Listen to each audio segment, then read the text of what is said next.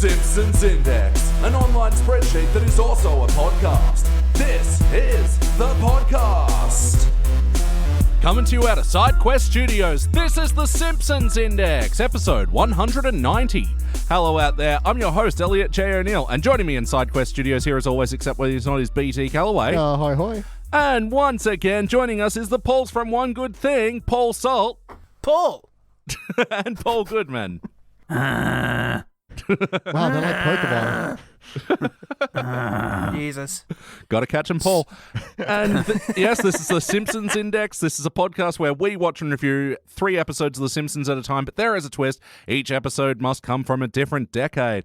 Now, once again, thank you, Pauls, for joining us today. It's a real pleasure. Yep, fantastic. It is because of what's coming. Yeah. Because Yes, that's friendship true. is magic. There's better times. You've now got a 4th decade on this thing. Yeah. Yeah, It just yeah. occurs to me. Jesus Christ. And we got to sample that wonderful decade today. Yes, the first episode we reviewed was from the Disney era, which we're also calling the 30s or the Depression. So this was season 30, episode 23, Crystal Bluehead Persuasion. First released in May of 2019, it was directed by Matthew Vaughn, written by Megan Amram. In this episode, Marge gets into selling crystals, and it works until it doesn't. Hey, all, what did you think? Why did I get out of bed for this? Yeah. Jesus What a Christ. timely episode. Yeah, I know. I have my usual complaints. Overproduced to fuck. Yeah. Feels really disjointed, as if it was animated, voice acted, written, and scored by people in very different places. Emotionally or spatially. Emotionally, psychologically, levels of achievement. Yeah, dimensionally. Yeah, dimensionally. The voice acting is weird as fuck now. Somebody help Julie Kavner. I Get know. her out. Yes. For Christ's Yeah. sake, we've got to do... This is elder abuse at this stage. Especially when there's an episode that's focused on her. Like, I Oh, didn't realize God. how little of those there are in the HD And era. that put her mother in. Yeah. Like, Yeah, ah. she doesn't sound Whoa, anything yeah. like she used to anymore. Marge sounds like her. Why didn't she leave me the bowel obstruction that killed her? You know, and then into whatever Yeah. this was. Oh Like my if God. Marge sounds like a blender full of gravel, then like Mother Bouvier sounds like you put that blender in another blender. Will it blend? You gave it to Aphex Twin. I honestly winced at some of her lines. There was one like, Oh, what was yeah. it? I think when she's setting up, that's it, when she's setting up her stall and she says Yep. there's something like, there's no rules here in the forecourt or something, and gestures over to Gil having his thing smashed. That line just sounded like she must have produced blood. Yeah. Oh, Christ. No, it's depressing. That's not why we call the 30s the Depression. Oh, is that why? And for no other reason. Speaking of regular complaints, is that classic New Simpsons thing of picking something ever so slightly out of date and giving their hot take. Yeah. Fucking crystals, everyone. Gosh. Yeah, take that, Tree of Life. Yeah, they've been mildly popular for 38 years. So here we go. New age medicine. Brand new. Whoa! Take that, quacks. Yeah, it's so uninspired. It Yeah. just feels so utterly pointless. Yeah. What have we got? Yep. What have we got? Who's got Yeah. something? I don't know, boss. Something about crystals? So I guess the most notable thing about this episode is that, yeah, this was the first writing credit on The Simpsons for Megan Amram, who, I don't know if you guys know, but one of the big Twitter comedian personalities. She also was a big writer for The Good Place, and she also had that web series, Megan Wants an Emmy or something, where it's just the bare minimum someone can do to win a web series Emmy, and it's one of Yeah. the worst things I've ever 'Cause- fucking seen. For a while, when you said she was a big Twitter comedian, I'm like, oh, that's why she struggled this episode. She had to write more than 250 characters. But I'm confused if she also worked on Good Place. That's Yeah, Good Place is great. Yeah, and some of her penned episodes were some of my favorites. You know, she's a very competent writer that, yeah. but not always. I just don't see how talent could thrive in this environment. I mean, who's going to come Yeah. and bring their new perspective to the fucking Simpsons? Yeah, true. There's a moment early on where Mr. Burns, someone throws something at him, I think, Yeah. and it bursts a steam pipe, and a wisp of steam comes out, and Mr. Burns climbs onto it. There's evil music, and he drifts back down to the ground. On the cloud, yeah. On the cloud. And it's awful. I hate it. I hate it so much because Yes. it feels like everything in that is what's wrong with The Simpsons now. It's a throwaway moment. The episode stops dead for it to happen. Yeah. And it just feels so weird. Like, who did the writers come up with that? Did the animators do it? Did the music guy throw in an evil cue? And they were like, we've got to do something to match that. It doesn't do anything. Yeah. Yeah, that was in the hated it. first minute, and it already Yep. sets the tone of, well, fuck. I've mentioned this before. I take real issue with things that happen outside of the usual Simpsons physics. And you have Homer in the Simpsons movie when he snatches that treat from under the barbecue grill with like his tongue. It goes lizard-like. Oh, his lizard tongue. Yeah, it is just the complete opposite of what the Simpsons was. And when it does this, it just feels like... Well, it just reminds you of the fact that no one who was involved in it when it was great is still involved with it. And they don't really understand what they're doing with it. They were given a rare gift and told not to break it, and they immediately fucked it. Yeah.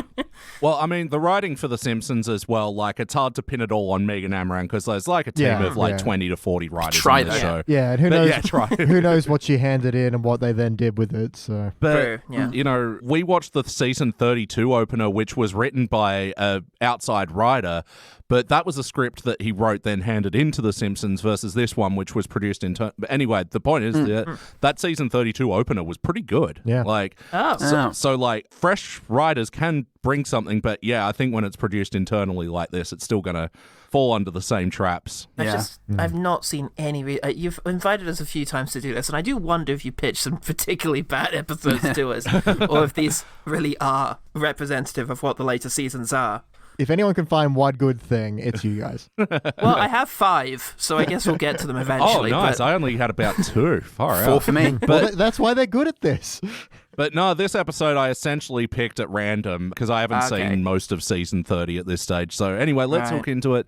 BT, we'll start with you. For better or worse, what's a moment that stands out to you? Man, there's a bit where Mr. Burns has cut all the funding for children's healthcare or whatever, and there's a bit where Marge first goes into the crystal store and is like, oh, I've got a new remedy for you, honey, and Bart's like, oh, opens his mouth for a pill, and she's like, no, it's not pills, it doesn't go in the mouth, and he's like, oh, okay, it's a suppository, bends over, drops his pants and goes, fill her up, and I'm like, and both you and I just went, ah, and just recoiled in terror at what had happened to the show. Fill up. Yeah, fill up my butt with pills, Mom, is basically, and it's just like, what? Please stop. There was something hypnotic about the way he continued to rock his butt back and forth. You will fill her up. Yes. Was there also another butt joke with Jacqueline Bouvier and the Yeah, later on where she's got those, I don't know, eggs? gem yeah. eggs, and implies that she swallowed one and the kiosk lady is pulling them out of her butt. And it's like, no, Yeah. that's not the one I swallowed. Keep looking. Is this meant to be a comment on the Gwyneth Paltrow eggs? I don't fucking know. I did wonder because it's goop and plop, isn't it? So surely Yes, I was thinking that, yeah. that's what that is. Oh, again, how relevant. Goop's only been going on for about 10 years. And people have been taking the piss out of it the entire time. So. Take that, Gwyneth. Yeah, Hey, so. hey, smartphones, am I right? 4G, what? I think they're making us less social. corporate tax cuts. Yeah, fuck me. That stood out, actually. That one stood out. So I'll take that as me. I'm just going to jump in with my turn. Thank you. The corporate tax cuts thing. This is when I noticed that the camera, how just shoddy the direction is here, because it's a static shot of Marge and Homer. Homer's just standing there with his hands on his hips, and it feels like some shit sitcom. I don't know, the director is just that drinking bird from the earth. Because there's nothing. Like, he comes into the room, he says his thing, they have their topical chat, and when the other character isn't speaking, they still take up the same amount of space in the frame. And they're just standing there with that smug look on their face. There wasn't a close-up on anybody's face. There wasn't anything employed to emphasize anything going on. It was just the bog basic, most fucking limp effort they could have made. Yeah, and like production-wise, it was another one of these super quiet episodes.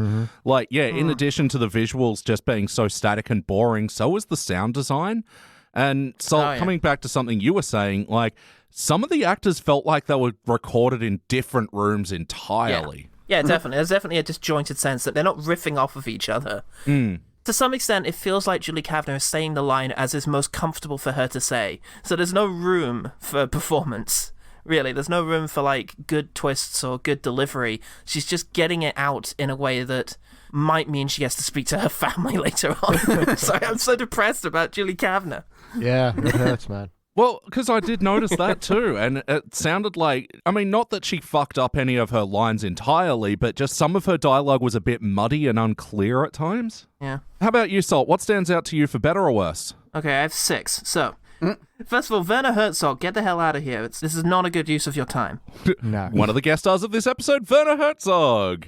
Yeah. Who then gives up and rolls into traffic. Yeah. Yeah. It's like the Family Guy David Lynch Christmas thing. It's too on the nose. It's like, yeah, we get it. It's bleak. There's a lot more to Herzog than that, everyone. Was he playing Werner Herzog, though, or is he just playing a doctor? No, he's playing the Doctor, I think, that he played the first time he was a guest star on The Simpsons. They called him Walter Hottenhofer. Okay. Well, that made Great. the existentialist stuff pointless because it's not Herzog saying it, it's a character. But the audience knows it's Herzog, or at least douchebags like me do. From an animation perspective, I appreciated when they did like the YouTube video, the timer bar was correct, but also it was correct. So you were like, oh, we're going to watch the whole video. Oh, we're just going to watch him list the Simpsons and Bart acting them out. Yeah. Great. I hate that. That's such a hoary old routine. It's in everything. It's back in Airplane, but in Airplane there's at least something to it because it's Leslie Nielsen delivering the line. I hate it. It's and then it'll experience this symptom and the person experiences it, and then this symptom and then it happens, and it's just it's so old. Yeah. Well, it's good that Werner Herzog gave Bart time to experience the symptom, just gave a break in the YouTube video. He'll experience this. Yeah. I'll pause so you can watch him do that. Mm-hmm. And he'll also experience, It goes on long enough that it almost becomes funny because it's not the rule of 3. It goes on for about 7 different symptoms, and so there's the moment where it cuts back and it's like random relocation or something like that. I thought, maybe this is going to get funny again as it gets more abstract, but it didn't really. It ended one after that, and it was just him acting like a dolphin, and it's like, Yep. Maggie looks weird in jeans. What's up with that? Have they aged her? Maggie was in jeans? Yeah. I guess we just don't see her legs much. Yeah, have they moved time on a bit? Is Maggie meant to be a toddler now? No. Not really, but I mean, one bit of continuity I'll mention up the top is that, Ned Flanders is Bart's teacher. That did happen in the season 29 episode we reviewed, and I was like, I can't believe they actually made this permanent. Yeah, that's a surprise. Oh, the 1, 2, 3 gag sucks. I hate that. Yeah. That stood out to me. Yeah, congratulations, Ryder. You can do math. Yeah, I really thought Bart was being cute. I really thought Bart was just saying, maths is as easy as 60 plus 63. 1, 2, 3. And I thought, okay, that's cute that Bart did that. But then to reveal that Bart didn't know he was doing that. Yeah, and then Lisa writes it down so everyone in the audience gets math. Why did he say those 2 numbers? Why would anyone just say it's as easy as adding 60 and 63 if they weren't trying to... Yeah. Yep. This was the first thought I had when I woke up this morning was just, oh, this is stupid. 2 last moments that stood out to me. First of all, in the bit where they throw the money in the air and then are twirling around as they kiss, why does the money look so weird? Yeah. It looks like computer animated or something. It's noticed that as well. very out of place. And then they do an extended fantasy sequence because they didn't have enough content for this week's episode. I wrote that down as well. It's so surprising that, for a fantasy sequence that it was so boring and barren. But they put the Space Coyote. Remember the Space Coyote, Elliot? Remember that get episode outta you here. like? Do you That's remember a it? disrespect to Johnny Cash. And musical moment from this episode, that music over that montage was Crystal Blue Persuasion by Tommy James. I did not know this song before this episode. Great. That's a title. Tommy James and the Shondells. Anyway. Shondles. Shondells. That wasn't a word. Like you make that up. Shondles. Wackiness. Was this a particularly wacky episode of The Simpsons? Oh my, yes. I think it's fairly wacky in an unfunny way. Bart being a dolphin and, opening his mouth like that. And also, he ate another physics thing, which I guess ties in with the wackiness, and is also really... Which pertains to wackiness. Yeah, it's pertaining to the issue of wackiness. You'll see in the preamble, I've noted my references. But also, it's a really frustrating representation of ADD. He eats a fucking crystal. He eats a crystal. Just... Helps you concentrate. I object. Yeah, it does help you concentrate. Great. On the abdominal pain. And to me, it feels like a good idea was pitched at some point, to talk about healthcare and ADD and stuff like that, but then they just Simpsonsized it. Yeah, yeah. Now Simpsonsized is a bad verb. Yeah, fucking hell. The problem is, It's like that South Park episode, The Simpsons already did it, but The Simpsons are still just doing it again and again. Yep. I can't help but think, because it's a Marge episode and it's a Marge business, of the Peter episodes. Yeah. That episode was more about the women's relationships and like the power struggles, and you get wackiness there, but it's classic sort of surreal and just really smart, sharp, emotional stuff. Whereas this is just, hey, remember this? What about this? And this? And this? Yeah. Do you remember this? What else have we got? That I think is the biggest problem with this episode is there's no conflict. Like Elliot was summarizing in the beginning, Marge gets into crystals and sells them, and it goes really well until it doesn't. And then they introduce this other character who's in Shelbyville selling crystals. So it's another city entirely. Yeah, what the fuck? What does she care? Yeah. But for some reason, Marge is really aggressive. Like, oh, I'm going to set up shop in her turf. It's like, but you have an entire town to sell to, and you're doing well. She was a dick to me once. I'm not having that. Yeah. And the other guest star for this episode, Jenny Slate, playing Piper Paisley. That was God, don't waste Jenny Slate. Oh, now I'm angry. There's a third, right? Because the lady who sells to the store in the first place, I recognized as that woman off of... And the final guest star was Elena Douglas, playing the New Age clerk. She did not get a name. That's correct. What's the movie role that I knew her from? Somebody answer that. Like, she's one of those actors that I recognized when I saw her. Apparently... Everyone stop talking while we figure this out. Yeah, anyway. I just realized that'll take a while. But in terms of other wackiness, and speaking of guest star Elena Douglas as well, she's in a cult that colors their whites of their eyes in with Sharpies. Yeah, that was something. This is, unfortunately, a reoccurring joke in The Simpsons where they do eye horror. We have seen in the past people drawing in their own... Or whiting out their pupils. Out their pupils or drawing in their eyes, especially one time they drew in the veins of their eyes. Yeah. Great. Weird recurring thing. I hate it. I remember back in the old days, well, the beginning of the bad for me, Homer getting his head stuck in the pipe and then coming out and his eyes out. It's when he's stealing the fat. Yep. I love that episode. Later on he's getting choked and the eye pops out again. For some reason, the teens started a trend of really kind of gross, affecting violence. It always bothered me quite a bit, and it sounds like, I don't know why they're leaning into the eyes. That's so weird and unpleasant. Well, like, The Simpsons in the classic days was, like, mostly pretty static, but it was, well written and well directed, and when they did use the animation space, it was used that little that it was to good effect. Now it's kind of overwhelming. It's overwrought, I think. It's not enough clear direction to the animators to not make it disgusting. The one that always comes back to me is when I think Homer's been given a cake by his mother, but it's not the classic time, it's the mother. Oh, she was in The Adventures of Pluto Nash, great. And he says, all right, I'll eat it, but I don't have to digest it. And then he tightens a belt around his diaphragm. That's so horrible. I sometimes think of it and wince. It's just the worst thing I've ever seen. And we reviewed that episode recently with Pods in the Kia Springfield. Well, like and subscribe. It is weird when bad jokes give you, like, PTSD. Yeah, I feel like I'll be thinking of Bart's filler up a bunch. The other note of wackiness I had was, and again, classic Simpsons would do this, have the fantasy thought bubble sequences, and Bart's just like, oh boy, crystals, and thinks about how he could shoot them in the bullies' eyes and make their heads explode. And what was this? I mean, because it's a dream sequence, it gets a bit of a pass, but... But also Why? It wasn't funny. Yeah. Oh, none of this is funny, Elliot. What do you think this is, a comedy series? I feel like I had two things that made me laugh. Maybe? And you find what they were, though. I got 5. I had 4 things that made me go, huh. I got 1 more than you, prick. I win. I win the Simpsons index. And the winner of the index for this episode is... I don't know why we set up those rules, but okay. I love it. Brings out the worst in us. Oh, that was one of the places, the jokes that I like. He's like, when he throws the money on the bed and rolls in it. Oh, I've only done this before with Monopoly money and salami. I really liked that joke. But then, of course, they're just overstepping it and belaboring the point. Homer tries to retire and starts getting Abe's voice for some reason. Boo. Jeez. Oh yeah, just Homer throw Bart into a lion enclosure and then Marge saves him in Bart's no recollection. Oh yeah, in the other montage sequence fucking hated with that sequence. I'd Always Loved My Mama. I think it's By Earth, Wind and Fire. Whatever. Sorry, is this all flashbacks to things that we've never seen before, right? Yeah. Oh, yeah. Just plucked out of nowhere. to.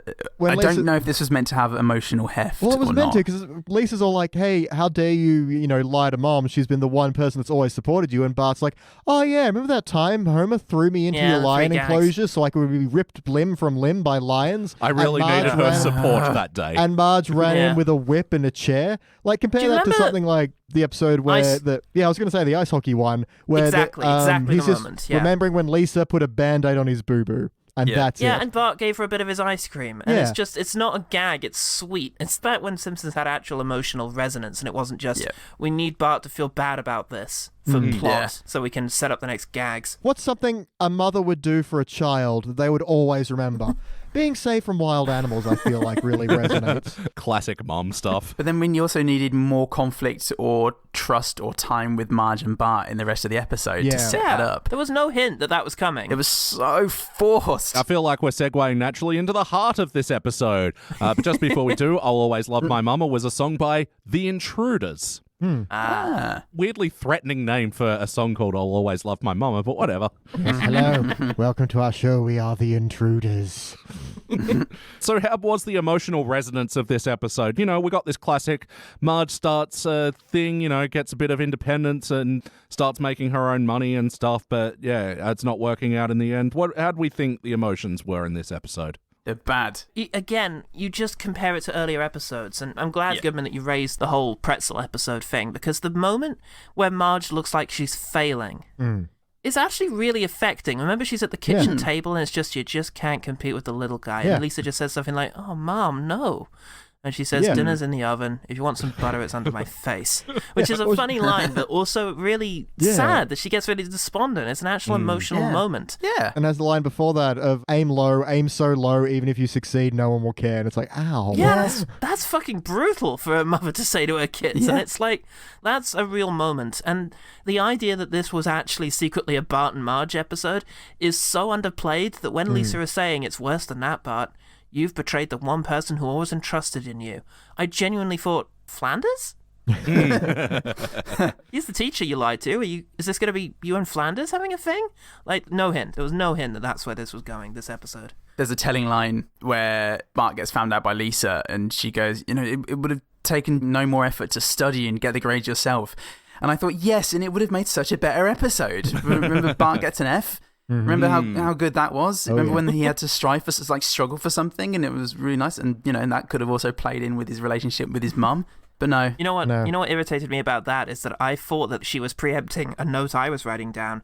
When she said it would have been no more difficult, I auto-completed to have just whipped out the answers when Flanders was distracted by Milhouse's allergic reaction rather than writing them into artwork in the classroom. And then holding a crystal to the artwork. There's so many steps. If the plan involves distracting Flanders, I thought they were just going to say he could use the crystal from his desk as a magnifier. yeah. If you had to get Flanders out the room, why not just bring a book?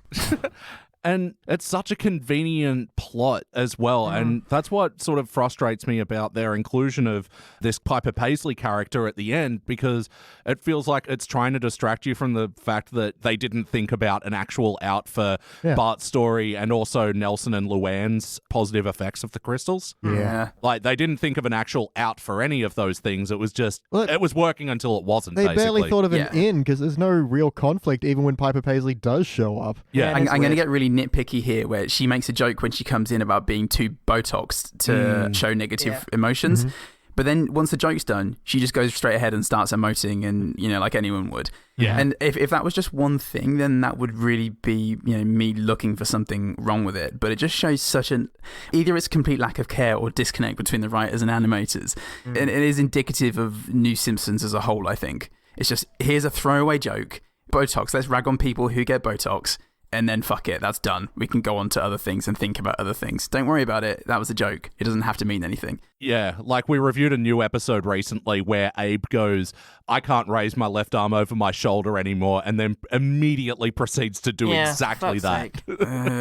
It's because no one was talking to the animators. They didn't know what the fuck they were animating. They just had weird instructions, and there's no sense that there was any form of continuity. Elena Douglas was in an episode of Seinfeld. That's why I know her. It just doesn't make any sense. Yeah, it sort of speaks volumes that we've moved on from the heart that quickly. But ultimately, did it feel like an episode of The Simpsons? Are these the characters we know and love? No. No.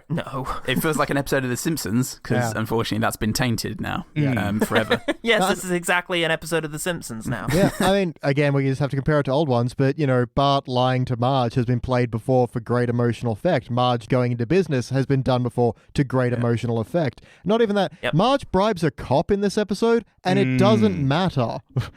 She doesn't even seem to be conflicted about it. No, it's a gag. Everything is a gag. Yeah, exactly. Yeah. Everything's just there for a gag. It doesn't matter if it even fits at all. And that's why I'm saying it's lost its integrity, because this doesn't feel... Marge doesn't even question whether crystals work exactly. She does sort of seem to have some Briefly, doubt, but then she starts making money hand over fist, so then she doesn't care. Yeah, which doesn't feel like Marge either. She's also yeah. just handing them out. She's not actually researching what any of them are supposed to do. It's just, here's crystals. They work. I'm making money. I'm Marge. Seeing as so few things mattered, because even Lindsay Nagel comes in, and I do like her credit card says, Lindsay Nagel does everything. That was my second note of laughing. That was one of my 5 things, so I'm down to 4. 5 good things. But yeah, it was just like, okay, is this going to be a thing? No. Oh, okay. Yeah, what does she do? I was busy writing down that note. What does she then do subsequently? It's just an explanation of how Marge is still getting stock after taking this woman's entire inventory when she joined a cult. Fuck, we needed that. Yeah, and they take that gag that should have just been one line of filter replacement for your dream catchers, and then they just extend it so far. Oh, yeah. Oh, yeah, because I like the initial joke of the filter replacement for a Dreamcatcher. That is funny. And then I forgot it was funny because it got rubbed in my face so hard. Yeah. So I see that 3 of my notes actually kind of pertain to this as an idea. One of them is fits into the thing that you were saying earlier about the idea of throwing out all character in favor of gags. And it's that Homer would use the phrase confederacy of dunces to refer to his group of friends. Just to set up that That's not the book clumsy... we're reading. That's just who we are. And it's like, yeah, great. That's really contrived. You would say that. You would exactly say that. The next thing pertaining to that is just the sadness of the continuity of it all, the fact that this is 30 years old. It really hit me when Milhouse came on to Lisa or said some line of, you have a boyfriend?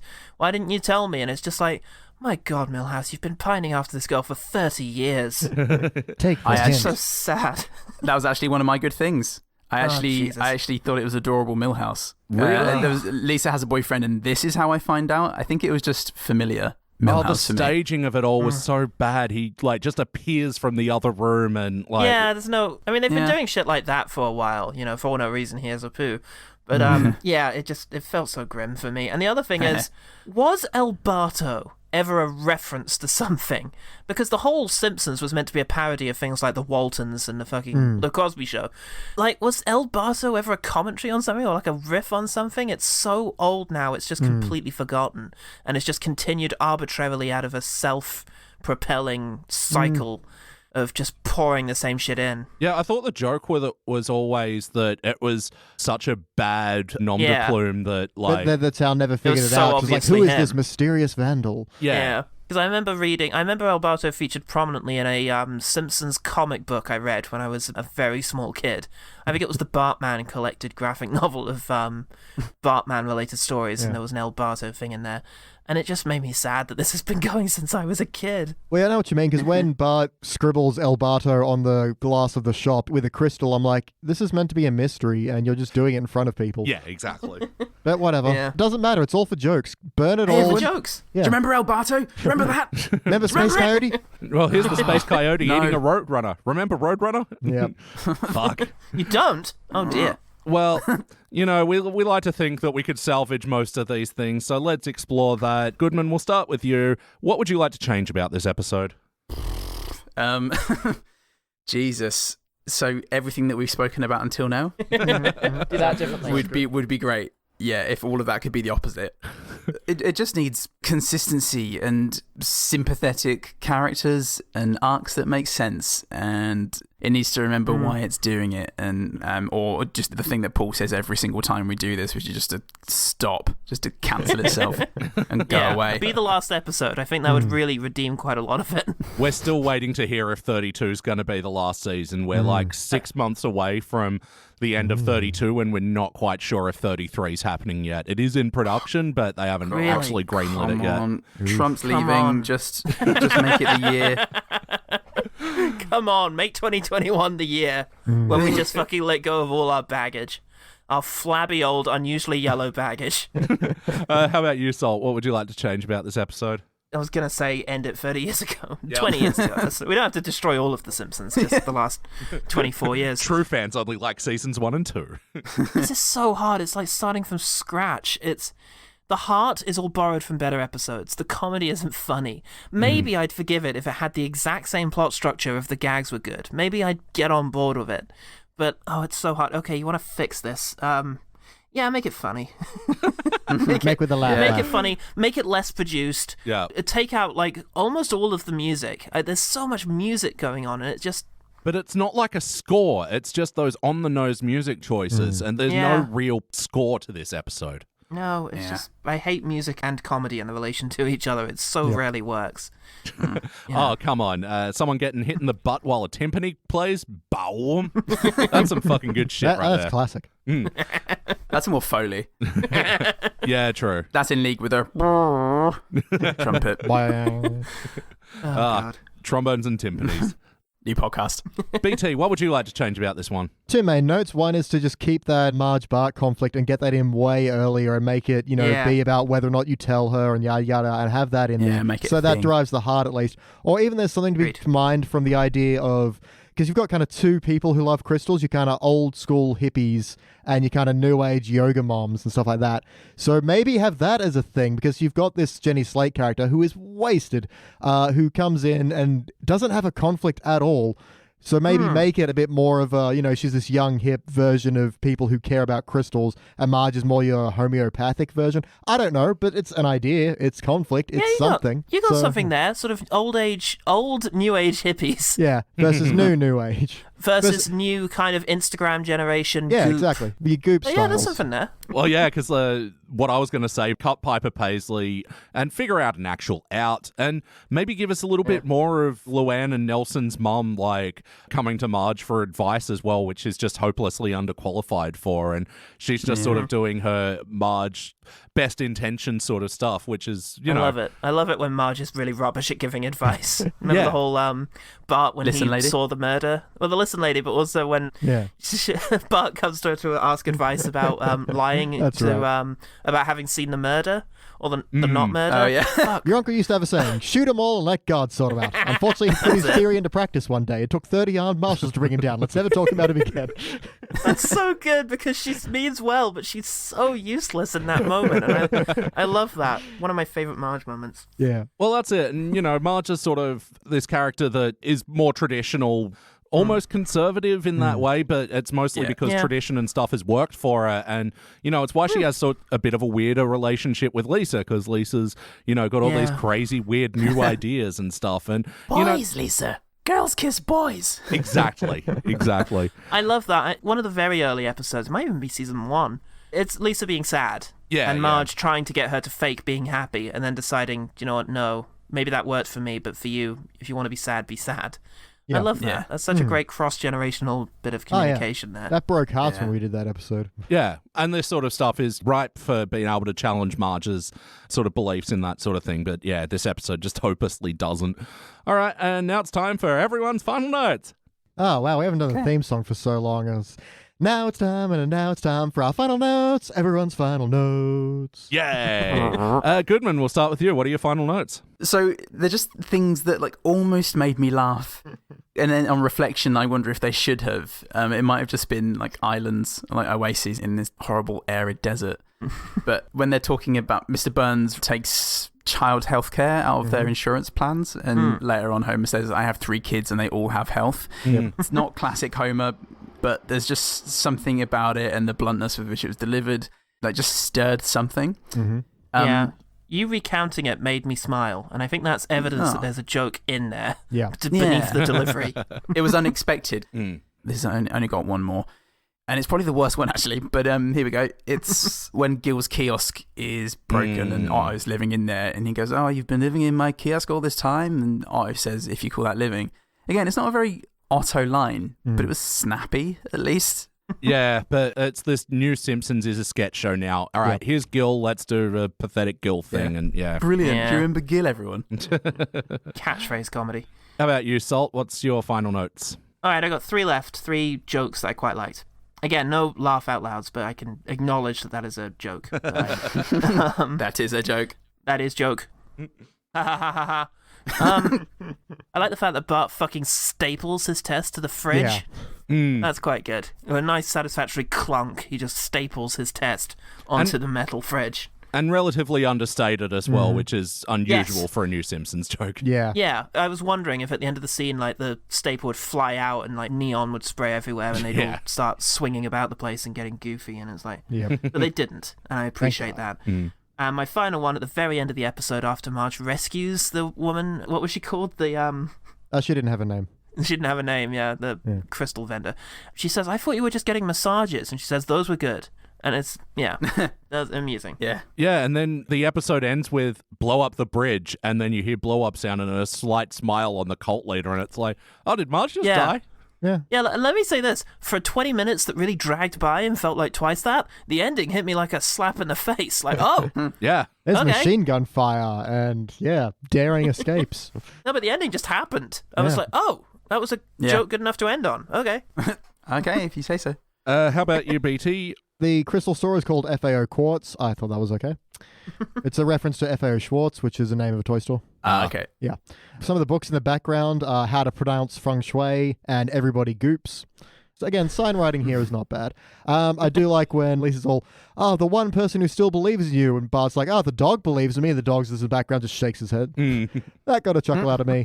And that is all my notes. Elliot, back to you. And speaking of dogs, the opening, with Mr. Burns going, God bless USA, and release the hounds, and the hounds are wearing USA hats. Just, why? Yeah, it just wasn't tied to anything. Like, if it was 4th of July or something, sure, but no. One of the lines I did like was, namaste, out of my business. Not bad. Yeah, sure. Just a weird thing at the end. Like, the TV's on the floor. Like, I feel like, Yeah, wasn't that odd? That was odd. Why is it on the floor? Like, maybe the old Simpsons set... No, the old Simpsons set used to be on a unit. Why is the TV on the floor? Okay, cool. It wasn't just me. Because, The Simpsons have since gotten a widescreen TV. I felt like they've at least had a unit, even though, TVs aren't sort of freestanding anymore. Yeah. Anyway. Was the old unit freestanding? I think it was, wasn't it? Well, because, it was one of those big old TV units that had, the tiny little legs. It was usually had tiny little legs on the floor. It did occasionally have a unit, depending on what the scene needed, I think. If Homer needs to put in the Panaphonic. Mr. Sparkle VHS, then there would be a unit. Yeah, exactly. Yeah, it's like Springfield suddenly having an airport, or then the car park to the nuclear plant being right next to their garden. Yeah, exactly. Yeah.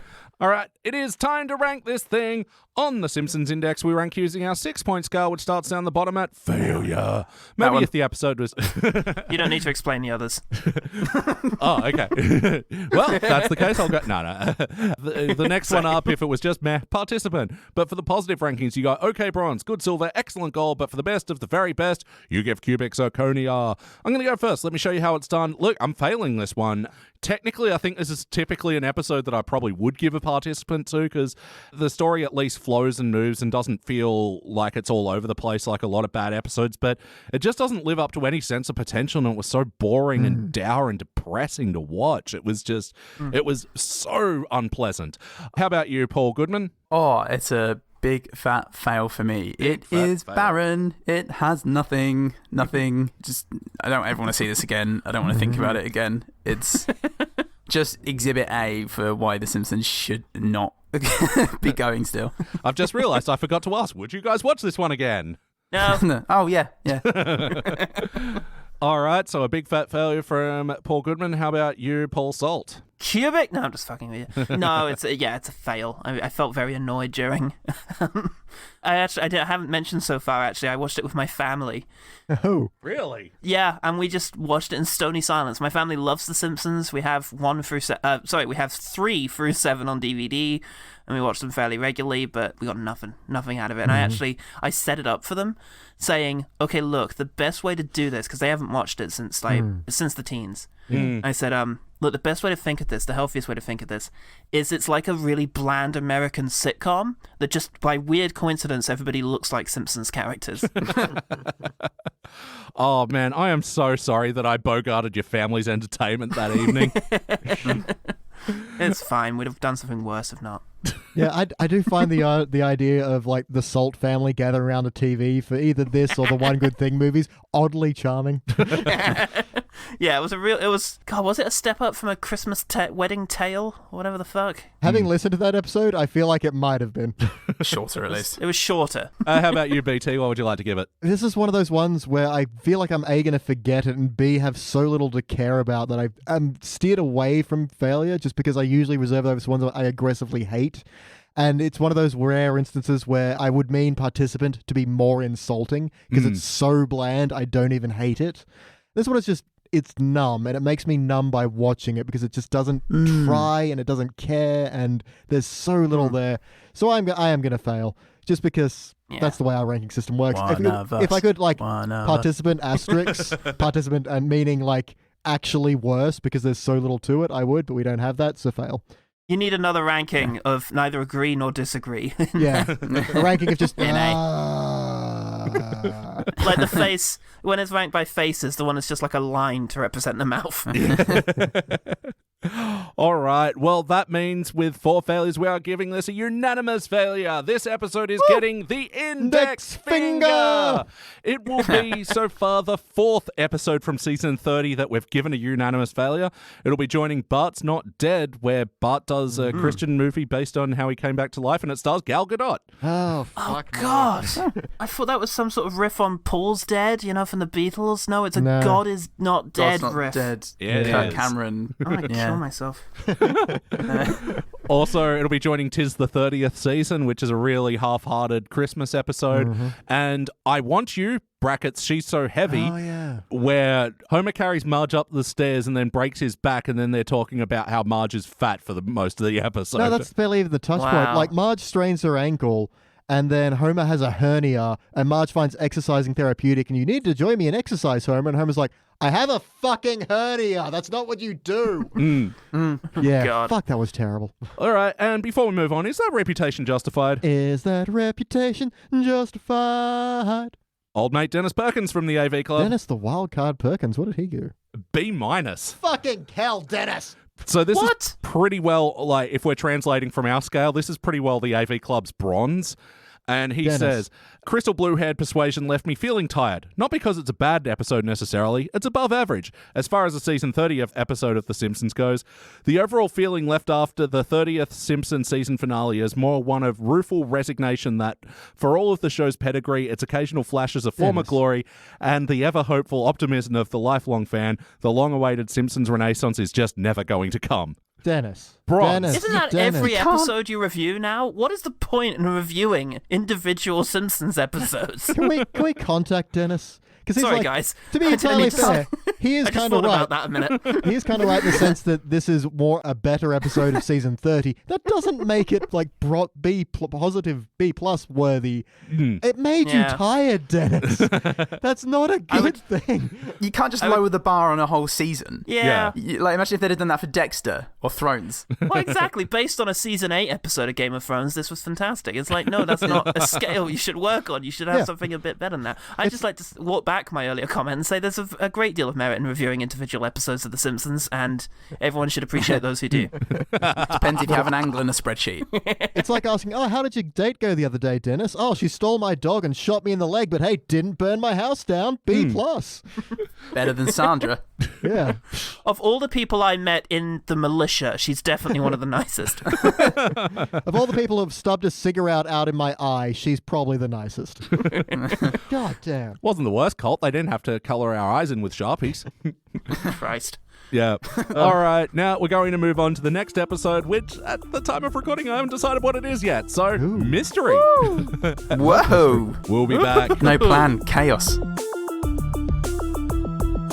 And we are back, and we just watched a HD era episode. This was Season 22, Episode 3, MoneyBART. Sorry, I said it like that because it's capitalized. Yeah, no, it's fair. First released in October of 2010, it was directed by Nancy Cruz, written by Tim Long. In this episode, Lisa becomes the new coach of Bart's baseball team. And yeah, stuff happens. Guys, what do we think? It's okay. It's an improvement. Yeah, I guess. I've been punched 3 times in the face instead of 10 times in the face. Yeah, my experience was altogether... I watched it with my family again, because fuck those guys. And it was very much a case the first time we came away angry. The second time we just came away having not laughed for 20 minutes. Interesting. Oh, there are a couple of things that tickled me in this. There are some tickles. There are some, chucks, wet wipes.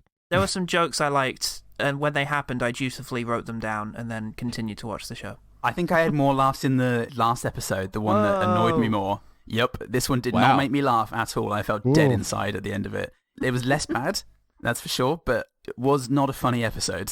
There comes Paul with the curveball. I know baseball. Once again, thank you to our American representative BT for handling the sports ball references today. I'm not doing this by choice. It just keeps happening. Say anything in this kind of accent. Baseball. Baseball. Baseball! We did watch the Babe Ruth story, so we are very fully prepared to discuss baseball. And no children was miraculously healed by curveballs in this, which by home runs. So, and the episode really did suffer from that. Well, I'm glad you guys did some sort of research, because I'm also guessing that none of us are actually that into baseball, the sport. No. Baseball! It's an American pastime. Okay, so we're a fan of baseball commentators, it seems. Oh, absolutely. I'll tell you what, I was maybe I'm jumping the gun here, but I was a fan of this commentator. Like, most of my laughs came from things he said. Yeah, I liked him at the end. It's like, yeah, back to my summer job of breaking into people's houses. Yeah, follow home robberies. Oh, that's right. Yeah. Yeah, and then triumph of number crunching over the human spirit, and it's about time. Yeah, and there was one about Kronos hungering for his children. I know. Classic myth references. Speaking of Homer, Bart's parents' name, that's right, is not on my fact sheet. That's exactly the one I was about. You guessed it, not on my fact sheet. That's really funny. So there's 3 of my gags I liked. They all came from one character. Well, something I asked in the group chat as well, had any of you seen Moneyball before this episode? Yeah. I have, and I quite liked it. Did this episode have anything to do with that? Yeah, right? It's the Jonah Hill character to Bart's Brad Pitt. Yeah, and I mean, she's got the book Moneyball when she takes all those books from the nerds. Which was very on the nose. I mean, we saw the title. We know what you're doing. Yeah, I get it. I do get it. Oh, okay, because, usually, and especially in the HD era, the titles referencing movies or other works are, like, in title alone. So Yeah. This was just that satirized massive movie Moneyball, because everyone will always remember this. Although, weirdly, I have seen several references to it in the past year. So I don't know if maybe it's really kind of go hard on its decennial. It seems to come around in cycles like that. Like, it felt like 2 years ago everyone was obsessed with Space Jam. So apparently, Moneyball is just this era's Space Jam. I mean, they have so many similarities. It could have done with more monsters for my like. Taz says lemony fresh in both of them. It's a bit more contrived in one than the other. I'll let you figure out at home. Just imagine Jonah Hill going, lemony fresh. I can't do a Jonah Hill. Yeah, it's not like a... Oh, fuck, I can't even remember his name. The cowboy from The Big Lebowski. It's not like him. It's not a recognizable voice, is it? Oh, fuck, now you've pushed his name out of my head. Sam Elliot. Sam Elliot. Thank you. Elliot knows all famous Elliots. That's true. He's proven this. And I'll defeat them all. Yep. He also knows which one spells it correctly. And Sam Elliot does not. Double T, motherfucker. Yeah, but you tell him. This Elliot on Elliot violence must end. You want to tell me how to spell my name? See, that's how you do a Sam Elliot. How do you do a Jonah Hill? You just grow a mustache like I did in the last 4 seconds. But just to get my one Jonah Hill fact out of the way, according to the history of swearing, he is the Hollywood actor with the most on-screen fucks. Yes. Really? Oh, really? Yes, I saw this as well. It's very surprising, but I feel like he's representing me. The non-stylized guys out there. If you're in enough sex comedies and Scorsese films, then that's it. Judd Apatow and Scorsese. That's true. Two big fucks. 2 big fucks in the industry. 2 fuckers. Yeah. Just needs a Quentin Tarantino film and he's set. All right, well, let's hook into the questionnaire. Salt, we'll start with you this time, for better or worse. What's a moment that stands out to you? It will be for worse, you'll be surprised to hear. There were only 2 moments in this that felt overproduced in that way that I fucking hate in modern Simpsons, which is to say that the animation is overly elaborate, the music kicks in, and it's like, I don't know, anything that might get you invested in the comedy goes, and it is the fight, the fencing match against Maggie. Yep. Which weirdly comes in with heroic Errol Flynn style music for like 2 seconds, and then drops out, and then the rest of it plays to silence. Oh, yeah. Which is very weird and awkward. And then the other moment was Bart's home run showboating, home run that he does. 2 seconds of music is all they could get from the Apple preview before they had to pay.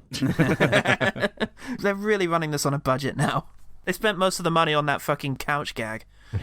Oh, yeah. So the Banksy couch gag. Now, yeah, me and Beach were talking, like, we can't remember if they've reused this. Like, I feel like we've talked about this before. I know we've talked about it. I don't know if it's been on an episode or we've just discussed it, but it's a weird one to reuse. It's like, haha, look how much misery making The Simpsons is causing the third world. It's like, Yeah, it's like taking the piss, right? Like, wouldn't it be crazy if it was this bad? And it's like, well, it's probably not that bad. I'm sure it's bad, though, based on things I've heard. So maybe you shouldn't be fucking... I'm sure you're not taping boxes closed with a dolphin head, but still. Yeah.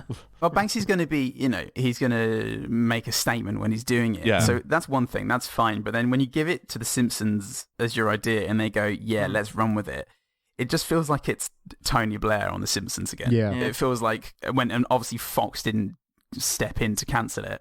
So it's it's like industry and the man kind of going, yes, we approve of this message. So it kind of just felt a little facetious, I think. Yeah. In the end, it didn't hit me like it should have done. Yeah. So, yeah, for those that are wondering, like, how Banksy, like, how he did this couch gag, basically he storyboarded it, and so he, like, drew all the jokes. So, yeah. Right. Yeah, he was the one responsible for putting the cats in the grinder that would then make the Bart Simpson doll stuffing and banging the DVD on the unicorn horn to make the holes. Yeah. I did like that joke. Oh, that one's fine. It's not that the sequence is bad, it's just peculiar in the sense that, isn't this supposed to be a commentary on how miserable, corporations treat other countries? And it's like, haha, played for laughs. Like, it feels like The Simpsons didn't get Banksy's bit on them.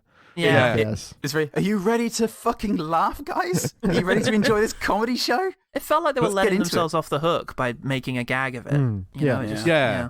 But the Simpsons staff really fought for this as well. Like, they went up against Fox and their American animation film Roman, and also Nelson Shim from ACOM, who's the Korean animation department, was quoted as saying that he felt the couch gag was excessive and offensive.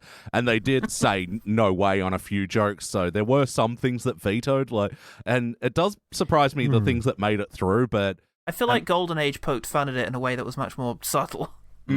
Anyway, we should probably get back to MoneyBART. Speaking of unsubtle and overproduced, what stood out to you from this episode, for better or worse? First off, the Maggie fighting Lisa felt very Family Guy. One of those things that just heralds the change, and you're not watching proper Simpsons anymore. I don't know. I liked that bit, but I do agree that it was a bit overlong. It was just a bit too whack all of a sudden. I will pay the joke at the end where the fight is over, Maggie turns and just immediately does a classic fall down 2 steps thing. Yeah, I even liked that she was able to carve in the M with a cardboard tube. I thought that was a decent joke. It's just not stuff that she would have done in Golden Age Simpsons. Yeah, it's just I know. But then, Bart showboating just completely ruined the moment for me. Like the victory of passion over math. You didn't need that, and it distracts from the point of the thing. And I do hate how much time they focused on it. But I also have more overproduced moments, so I'm just going to go on with those as things that stood out for me. The fucking joke where the Tootsie Pop brother-sister chat, do you know the one I mean? Yeah. And it just keeps cutting from Lisa to Bart, like bam, bam, bam, bam, bam, line. Just made me feel fucking sick. It was so horribly paced and not funny. If the jokes would have been funny and not smarmy, which again is an issue I've had with a couple of these episodes, is just that self-satisfied look that the characters have when they're telling their jokes. When they're like half-lidded and smiling. It's that all the way through. And I just want it to stop. I just want it to fucking stop and just have like a joke that comes off of a character moment or something that feels natural. But again, it's this and it's the vodka mayonnaise joke. Oh man, I love that joke. Oh no, it's just contrived. Yeah, it's contrived in its setup, but man, the payoff of just the shaking and the immediate fall down, that's some tasty vodka mayo. I guess like the reaction and the noise he makes, that horrible whimpering, squirming noise he makes when he drops out of shot, is pretty funny, but it kind of, I don't know if it's just 3-4 years of OGT doing this to me, but the setup really just floors me, and then I'm too dead inside to laugh at the payoff. I just hate like so much of how they go about things in this episode, and it just ruined me. Yeah, well, the Bart-Lisa argument, that was a curious moment for me because it's a part of the storytelling that I didn't like in an episode where I otherwise thought the storytelling was okay. Like, it's set up that Lisa's already coaching the team and the team's having a good time, but Bart shows up and they're all of a sudden against her. It didn't really make sense. I liked Agreed. fundamentally what it is, you know, Bart being this emotional, passionate baseball player and Lisa who's doing it from the science and the math side. And she's also doing it because she needs an extracurricular activity. Same reason as hockey. Yeah, exactly. And it floundered a bit because it didn't ever refer back to the reason she was doing it in the first place. Yeah. But it was good that they had these two reasons. And at times I felt like the show was connecting with me on that. But it did kind of forget that a bit in favour of jokes. Yes. I did like the focus of this one. I liked the fact that it was one story, no beeline, and it was just Bart and Lisa both get into baseball for different reasons, and this through line of instinct versus brains was an interesting thing, because it plays into the classic conflict between Bart and Lisa. But yeah, I could have done with it. It's going to be a very frustrating one to review here, because my main conclusion is just going to be, I wish it was funny. Yeah. You know, in terms of, I don't have a pithy kind of, structurally, this is what's wrong with it. It's like, no, it's fine for the most part. There are little tiny bits. Like, why was Bart a commentator for a scene? And he never even said anything about the game in that scene. Oh, yeah. Yeah. It was so he could look sad. There's no other way of looking sad. I just wish someone would put some jokes in my comedy. Yeah, have him commentate, but like do like really shitty underhand commentary on this game that he that his sister is running. Well, that was going to be my one note, is that, Bart's in the commentary booth and you're like, okay, that's what they're going to do. He's going to be up there bad-mouthing Lisa even when she's winning and be like, it's just a numbers game to her. He doesn't really care about the passion of, blah, blah, blah. But he gets one line. He must have come in for commentary for the last inning for some reason. Yeah. And then they win and it's over and he's like, I'm sad now. Oh, okay, we're not doing this. Okie dokie. But seeing as that was taken, I will switch to just a line I really liked, which was when Marge or Homer, one of the parentals, I can't remember which one. Parents all look the same to you, don't they? Yeah, anyone over 30 who just blends together. Is all like, well, you can always go to this school, the Harvard of Canada, and Lisa just goes, the something of something isn't the anything of anything. Yeah, I I like that. Yeah, that's a pretty line that stuck with me over the years. Yeah. And yeah, what stood out to me in this one as well is, the guest star of this episode, Mike Scioscia. He's returning from Homer at the Bat, season 3. What did we think of his performance, guys? I did really like the line of, hey, didn't you get radiation poisoning at the nuclear plant? Yeah, and it gave me super managing powers, and also I demagnetized credit cards. Super management powers was good. I was frustrated to be reminded of what is honestly one of my favorite episodes of The Simpsons is Homer at the Bat. Homer at the Bat It's is fucking so good. sublime. Incredible It's episode. So good. I found his intervention completely contrived and heartless, and I hated it. Oh, really? It was just, we're at a theme park now, and here's this guy. Oh, Yeah. okay. Yep, fair. I mean, what even is his advice that gets Bart to go back? Listen to your manager. Yeah, just do what your manager says. Interesting. Go to the end of the episode, Bart. Never mind. You'll figure it out on the way. Managers manage and players play, and alligators alligate. Yeah, I agree that the theme park had nothing to do with that. And then there was also this weird scene at the end where there's a guy making funnel cake next to a roller coaster. Yeah. Are theme parks like this anywhere? No. I was going to more point out that when they go to the theme park, they drop Homer and Lisa off at the baseball stadium, Marge and Bart go to this theme park, and then Bart has this line of, we've been here for 7 hours. I'm starting to feel better. It's like, wow, the game is definitely over by now. Yeah, Jesus. American sports are awful. Yeah, I mean, I know baseball goes for a long time, but Yeah. yep, even cricket would almost be over. Yeah, snooker would be a third of the way in. Yeah. I didn't mind, actually, the end of that scene when he walks the funnel cake maker off. He goes, not everything is baseball. Yes. Yes, it is. Yeah, I like his delivery on, yes, it is. Yeah. Yeah, that was quite good. I will say, though, I think that Homer at the Bat made good use of their voice acting abilities, because they're not great, but they made that work. Like, the line of, oh man, is this ever sweet? it works because of how crap it is in its delivery. Yeah, he's obviously not. Mike Scioscia isn't obviously not the best voice actor, but I think functionally, like, this worked, and like there were a couple of funny moments, and like, pull a funny face for the cat. Like, it's all good shit, I reckon. Even though, now that I do think about it, them at a theme park where a baseball manager suddenly shows up is pretty contrived. It works functionally, but then you have to think it's just, means to an end. So instead of having a heart moment where Marge might be like, let me take you to the Baseball Hall of Fame we have for some reason in Springfield, and you can see all the great players, and, we bumped into Mike Scioscia in an organic place. That makes sense. He almost comes out of Hammer Space. Yeah, pretty much. The thing is that ultimately it's kind of Lisa who has to make the revelation, because I think the episode, generally speaking, is siding with Bart. That it's better to play baseball in a way that's fun and based on instinct rather than to sort of suck all the fun of it with cold, hard maths. And so really, they just needed Bart to be there so that Lisa could have her realization moment that, watching someone do something that is against the odds, that is mathematically improbable, is actually quite exciting. So just finding a way to keep him in the team, perhaps, and... He could just be on the bench. Yeah. He didn't have to be kicked off the team. He could like Homer, scratching his crotch. Yeah. I don't know. It just needed more time to flesh the ideas out. Yeah, and especially in an episode where they clearly had time, because they had an extended couch gag, and there was that extended fight scene with Maggie. There were quick ways to do that. If you needed to free up time, it was doable. Absolutely. It's sort of the good and bad thing about getting through some of this story with a montage. And like, even though I quite liked that version of Take Me Out to the Ball Game, I couldn't find it. I think it might have been an in-house developed one. Yes. But yeah, all this character development happens within, this 30-second montage. And yeah, even then, I wasn't like hugely won over with a lot of the jokes there, but...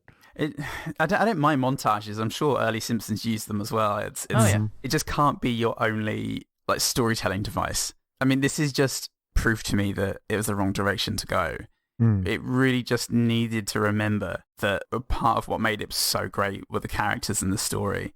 And just relegating developments to a montage is so damaging for the overall feel I get. Because as I said, some of the jokes I can recognize were pretty good, but emotionally I just feel so barren, like watching the lack of care that goes into the build-up. Yeah, I mean, there's something to be said that the big revelation that, Lisa actually does need Bart comes, she just calls him and says, we've lost a batter and we need you. And it's like, surely there should have been a moment where that batter gets taken out and she's all like, I've run the numbers and no one else can do this. Oh my gosh, I'm going to need Bart back. Yeah, that's the point. Yeah. She realizes statistically... Her passion for maths is now colliding with his passion of baseball. So, yeah. Man, I did like the joke about Ralph juicing, though. Yeah. I didn't know what I was doing to my body. Yes, I have a list of jokes here which are kind of weirdly... I mean, that's a steroid joke. Okay, fine. I guess the idea is that kids wouldn't get it and parents would like it, but it just felt out of place sometimes. And like was said earlier...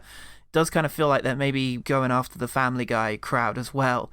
Another one was Bart showing up and saying, who ordered a happy ending? Yeah, that was... I wrote that down and be like... odd. And then Lenny's being kind of racist. Ever since Obama won, you've been like, Jesus Christ, Lenny.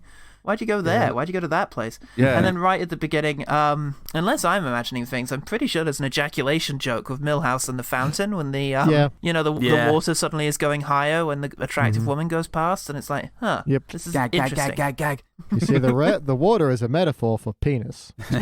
For cum. I guess this gets us into the wackiness of this episode? Sure. We've already covered Maggie fencing and vodka mayo, so... Professor Frink, he does a good Moaven.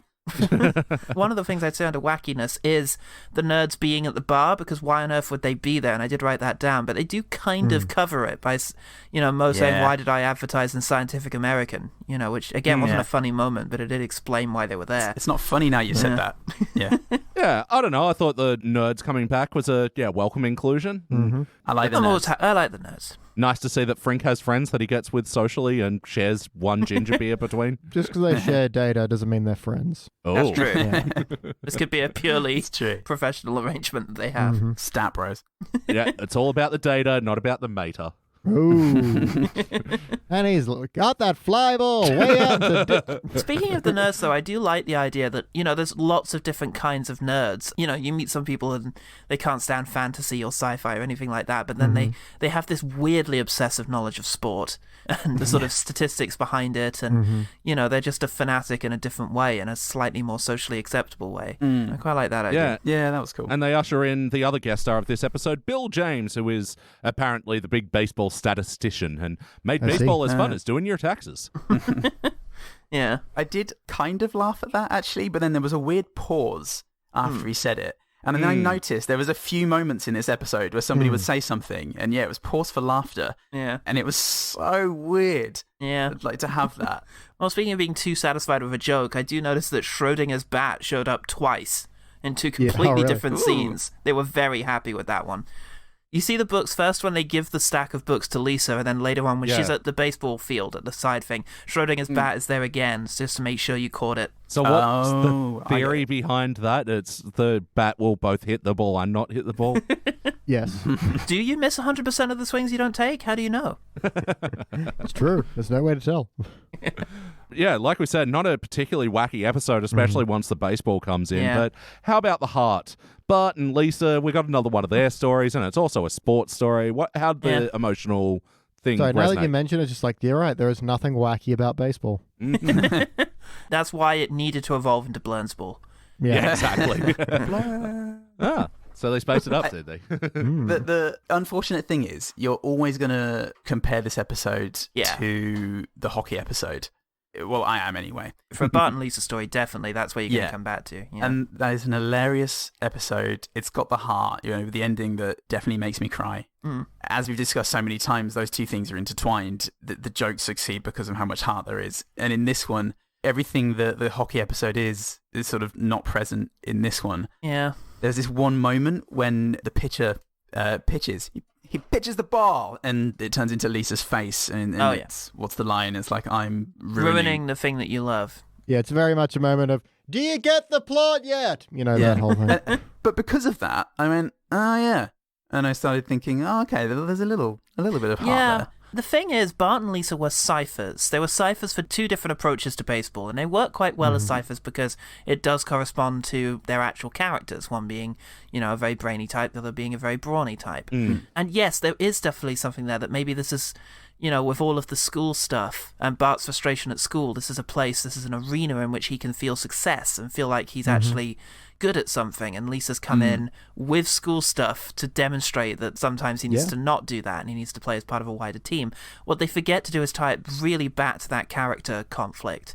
They make them too much of a cipher. They make it too much about the ideas they're representing, which is instinct versus maths, and they forget to make it more about who they are as people and what this conflict means for them. 100%. One of the things where they feel like they waste their time as well is where after Bart gets fired from the team and they come back home, and the conflict between them then turns into Marge and Homer arguing with each other. That was a missed opportunity because they could have really dealt into what it's like for them living together now at home, and instead you have a Bart and Lisa thing, even though it did lead to one of my amusing moments, which was the sheer abruptness of the cut from Marge's fairy tale story to Homer telling Lisa in bed just this story that sounds like he's reading the sports page. Yeah. That made me laugh. Yeah, it was pretty good. It was a good conflict, but they needed to sacrifice it in order to flesh out the Bart and Lisa moments more, or they needed to have a shorter opening gag and intro. They, sacrifice some time somewhere to either flesh out Bart and Lisa or to get a resolution for Homer and Marge and make Homer and Marge's conflict something, tie it in. Yeah, because there's that underlying thing in the ice hockey episode. What's it called? Lisa on Ice. Lisa on Ice. There's the underlying current that this conflict is being caused by Homer. Because, he's such a competitive dad, and he's so definitely giving more love and affection to whoever it is who's winning, that it's very much his fault at the end. And I love the, revelation at the end that although Bart and Lisa have had this lovely moment where they realize they love each other, Homer has learned nothing, and just, they're both losers.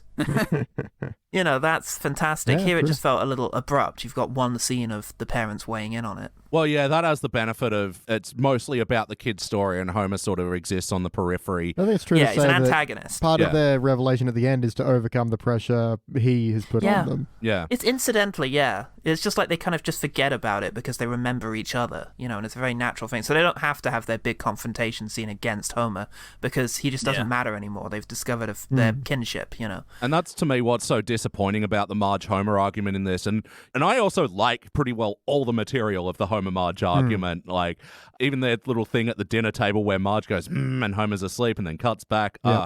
The cut back to him Yeah, being awake me too. again afterwards got me. I was worried they were going to end the gag on him being asleep, which was fairly lame. But the cut back and he's awake again and frowning again. That I got a smile. But Yeah. unfortunately, when it dissected, it's like, okay, this scene could have totally been removed, and the Yeah, episode that's the probably thing. would have I been like improved. the jokes, but the fact it did nothing for the episode is a bit of a problem. But I do like that Marge is reading the berry-stained bears. Oh, right. Just Damn it, another Mandela effect. Jeez. Yeah, just triple that one down. But how about the heart moment at the end when Lisa embraces the excitement and the anarchic style of Bart? Yeah, I like the bit where she's saying, it's impossible, it's, improbable, and it's incredibly exciting. Yeah, I liked it. I like the idea that that's the resolution here, is that Lisa has realized that the one thing her mouse can't account for is the sheer excitement of seeing someone go against the odds and play unintelligently in a way that risks everything in the hope of big reward. That's good. That's a reasonable way of resolving this tension. It's a well-observed sentiment about sport. Yeah. Yeah, the excitement is the one good thing about sport. But I do wish they'd found a way to communicate it without her just saying exactly what she thought. Yeah. Yeah, I could have done without the sign language bit as well. Again, it's just eating up Yep. time. Yeah. in this Needless episode. gag. Yeah, it would have been good if they'd Yeah. like pan to her head and she's like, oh, this is an impossible play. What the hell is he doing? And then it pans out and she's got like a foam finger and is all cheering him on. Yeah. Yeah. I feel so bad because it's a bit more than nitpicking, but I feel like I'm coming on and I just don't want to have any Simpsons fun this time around. Why can't you invite us on to talk about great episodes? We'll get there eventually. What's the third episode we're doing? Oh, boy. Yeah, you've definitely dodged my golden period. I'm famously got quite a narrow period for the golden era of The Simpsons of being seasons 3 through 7. And we've been on 3 times, and only once have you given me an episode from that range, you bastards. We had you on to talk about Dungeons and Dragons. Well, statistically, across 32 seasons, the fact you got it once is pretty good. Yeah, That's true. That is true. They've got an unfortunate ratio at the moment. It was itchy and scratchy. Yeah, true. It's very much like throwing a dart at a pile of shit. Oh, I got the needle. But ultimately, did it feel like an episode of The Simpsons? So these are the characters we know and love. How's the integrity? Better than the last one. Yeah, it's fine. Yeah. There's no massive betrayals. There's not any high moments of this is absolutely them. But at the same time, there's no betrayals. It's very much a retread of Lisa on Ice. Yeah, like, as I said a Yeah. couple of times, the conflict plays into who Bart and Lisa are well enough. I'm only disappointed because I know it could be so much more.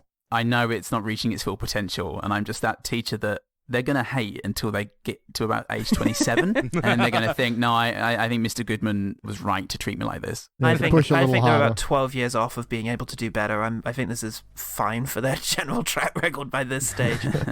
I'm actually surprised because, yeah, the writer Tim Long, he's usually a point of annoyance for us. But, yeah, this was a rare full house for him. Wait, no, what is it? Home run. For me, anyway. Straight flush. Yeah, look, character integrity is going to be the one thing that I just don't have a lot to say on because I think everyone's pretty well in their lane in this one. And Yeah. the show as a whole, like, I agree that it's a bit of a pale imitation of, yeah, especially Lisa on Ice, Homer at the bat, but I don't think it's betraying anything. No. No, I don't think Just the comedy. Yeah, so. Just the concept of comedy. But yes or no, would you watch this episode again? No. Nah. Well, I mean, I wouldn't hate it if I did. Yeah. You know, if it's on and I'm doing something else that's very absorbing, then maybe I would allow it to If I was continue doing to be something on. else that was really I good. would switch it off like fuck, like I would do for the last episode. Yeah, I'll give it like a laundry playlist, you know. Yeah. One Yeah. of those. Jigsaw puzzle? Yeah. Background something. Still no. I just watch Good Simpsons. It has to be near the end of the jigsaw puzzle where pieces are just flying in and it's like, fuck yeah. And fucking Corbyn's just walked into your front room and said, Paul, it's time for us to have a cup of tea together. You're like, Oh boy, do you mind if I leave the Simpsons episode on? whatever. All right, well, let's look at how we'd improve it. Turn it into an episode that you would watch, not with laundry or puzzles or Corbin or whatever. BT, we'll start with you. What would you like to Whatever change about that this was. episode? Just make with a laugh. I mean, we could also use a better resolution of the story. We've kind of picked that as we went, that a lot of this is just told and shown, but it's not awful. But yeah, the whole amusement park I could do without, and there's an easier, cleaner way to do that. But that I can excuse if you just make me laugh a little bit more. Yeah. How about you, Paul Salt? What would you like to change? No, exactly the same, and make it funnier. And again, I would like to see the conflict rooted more heavily into who the characters are rather than the point that the writers are trying to make. Yeah. But otherwise, yeah, big sticking point was just that it wasn't funny particularly. So that's the only thing I'd change is, yeah, get those writers who all left about 13 years ago. Yeah. Conan O'Brien back. And how about you, Paul Goodman? I've pretty much been through it, but the pacing is crazy. There's no time for any of the ideas to flesh out. Once Lisa starts managing, she forgets all about why she started in the first place. And we need more about her worries and insecurities around underachieving, which really drives her, and it's really relatable. Then we need more about Bart feeling like he's losing this one thing that he loves and is good at. Yeah. I would say one thing you could do, because Lisa on Ice, after Lisa discovers hockey, she does kind of forget about the whole passing gym thing and it doesn't come up again. But the reason is that she's discovered something else that she loves. She loves doing hockey. It's actually really fulfilling to her. And I just need more of an overlap. Yeah, that's all. In this, it just feels a bit perfunctory that she's still managing this team. Like, what is she getting out of it? Yeah. I got to agree with the general points of, make it funnier. And I've, already sort of mentioned a few of the scenes that I thought were eating up time and not necessary to the story. And also just some of the weirder moments, like, why is this happening? Like, where Burns is suddenly at the game, and it's like, I've got my Huffnagel autocollator, and it's like, why is Burns here, though? So they needed something to explode when Bart's making that run to home and send sparks everywhere, but that's about it. But have someone's ice cream or something just spontaneously. This is Springfield. Things catch fire all the time with no reason. So. Yeah, exactly. Have the funnel cake guy explode. And he's also there. Why not? All right. We are here. Salt, do you have any other notes? Okay. I will not ride all over the walls it's not necessarily funny, but it's such a pure Simpsons chalkboard gag. I can't believe they haven't done it before. Yeah. Yeah. I mean, my God, it feels like one of the first ones you'd think of. Yeah.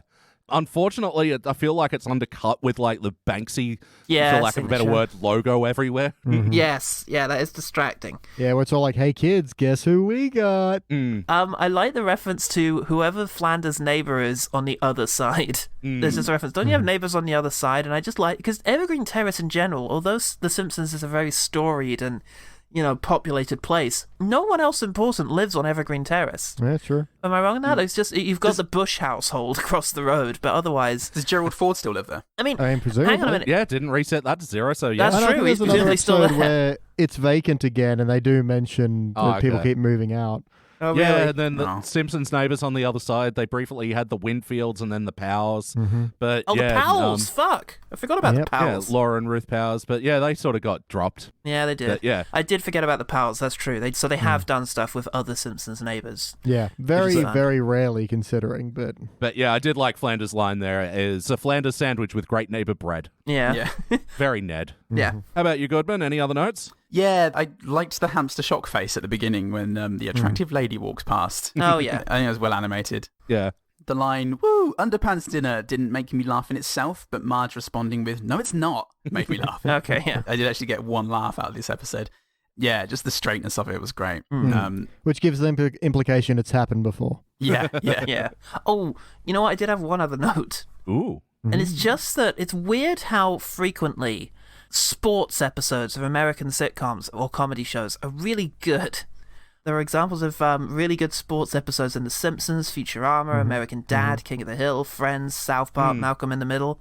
It's just often when everybody just gets together to play a sport, it ends up being kind of a highlight. And it's strange. I wonder why that is. I guess it just gives you a sort of good vehicle for gags. Yeah. It's the magic of sports. No, it's got inbuilt stakes, and you can always do, the high drama, tight score at the end, and of course, being able to get through a lot of the boring things of sport by putting it into a sitcom. Yeah, you can just have the drama. Forgivable to move into a montage as well in a sports drama. And there's always a chance to do some physical comedy, visual comedy. So, yeah, it's good stuff. Yeah. You know what would have been kind of a funny undermining was, Lisa calls up Bart like, "Oh, we need you to come play." And he comes in and he slides and he fails his big stealing home move.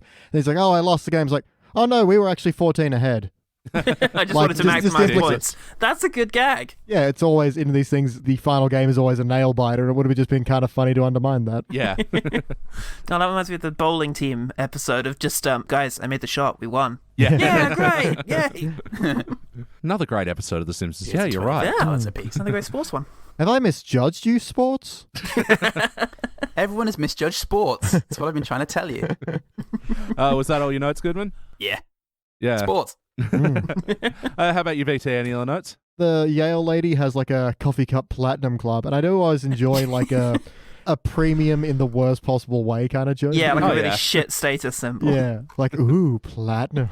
Wow. You're now making me think of the boxing episode of The Simpsons where in the montage he keeps getting better and better car washes. Oh,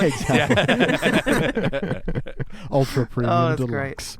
The bit where, okay, Skinner flips through the yearbook to kind of detail this woman's deeds back when she was at Springfield Elementary, and it plays like a music which stops as soon as he closes the book. I thought it was a good little cut. Baseball is played by the dexterous and understood by the poindexterous. not bad. Wordplay. Mwah. And I kind of like, kind of don't when, they pick up Bart, then Lisa yells at him there, and the whole team like, ooh, conflicted. Yeah, not a fan. I do enjoy the then reprise or reprise, I never know how that's pronounced, when it's like, yay, confliction over, or whatever it is. Conflict resolved. There it is, conflict resolved. Confliction, Ben, jeez. When they win, they pour Gatorade on the laptop. That was kind of funny. Thank you. I missed that. And, Bart's a great brother 51% of the time. That was a nice moment where, Lisa's like, can you put a number on it? He picks up the phone with the number one. Ah, come on. Yeah. Yeah, it's not quite, the skating up to each other and dropping the gear, but still. Yeah, it's something. Yeah, I only got a couple of other notes. Point in the episode I didn't really like was Bart and Lisa are arguing. Someone says, get a room. We're brother and sister. And Milhouse is like, so are my parents, I think. Yeah, that's what you see, you're completing notes I half wrote down. I wrote brother and sister, but after awkward exchange, and I couldn't remember what that was. So thank you for that. Because it was too quick. There's too much happening to take proper notes. So many of my notes are just, they look like the scribblings of a madman. I've come up with a lot of shorthands, and sometimes it doesn't make sense. It's like 16 hours, R&T. What the? Rod and Todd get sleep for 16. So I thought of another one I quickly wanted to bring up. When Lisa first arrives, and she's all like, Bart's like, what? Lisa's coaching? She can't do that. It's like, why? Do you hate the idea of a girl coaching you? And he's like, no, I hate the idea of you not knowing anything about baseball and coaching us. And then she goes on to defend that by listing female coaches. And it's like, oh, yeah. that's who not, turn out to be yeah, male it's ones. like, he literally just said it wasn't your gender. It was the fact that you don't know anything about baseball. Defending that by listing female coaches, even though they weren't, doesn't fix that. No, definitely. But I did like the 16 hours of sleep for Rod and Todd. Yeah, it sounds pretty good.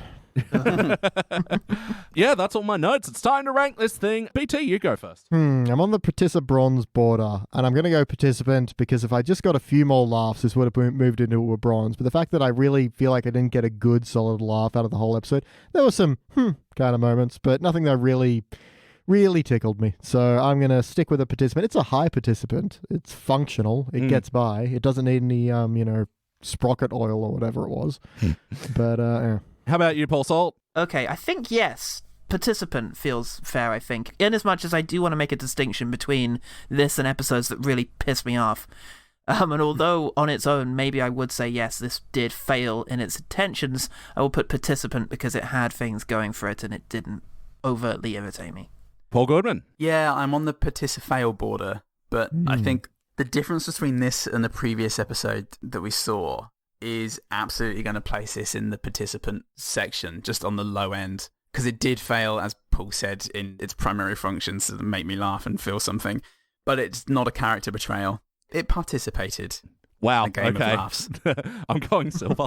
Oh, wow. Holy shit! Silver. And it's one of these ones where I'm actually bumping it up because of its comparison against other HD era episodes where I feel... I thought you were going to say out of spite.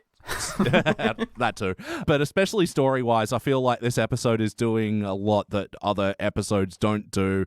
And I quite liked a bunch of the humor. It's not one of the biggest gutbusters, of course, but I feel like it was doing a lot more than other HD era episodes do, and I feel like I did get a bit of emotional resonance, and I do like how the conflict played into Bart and Lisa's characters. So I think this is I'm giving silver for function, and I don't know what that's going to average out into being. Probably a dull bronze or something. Yeah, probably dull bronze. Yeah.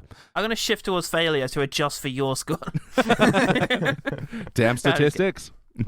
Maths. All right, cool. Well, that about does it for MoneyBART. Now we're going to do a big jump over the teens era and go right to the end of the classic era and do that very famous episode, The Principal and the Pauper. You guys excited? Almond jump Sharktarian. Could you jump a bit further? Conflicted. I'm excited. I'm worried. All right, well, we're going to go watch that one and we'll be back.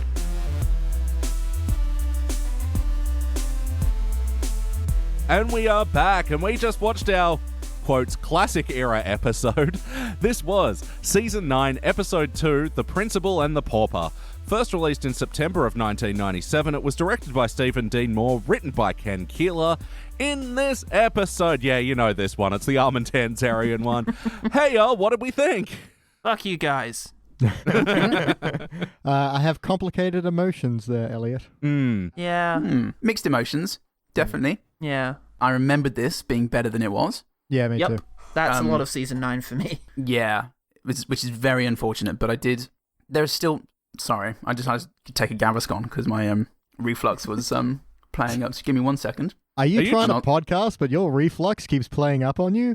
Try Gaviscon. Did we go to the same bit? It's about time they pay me back for it.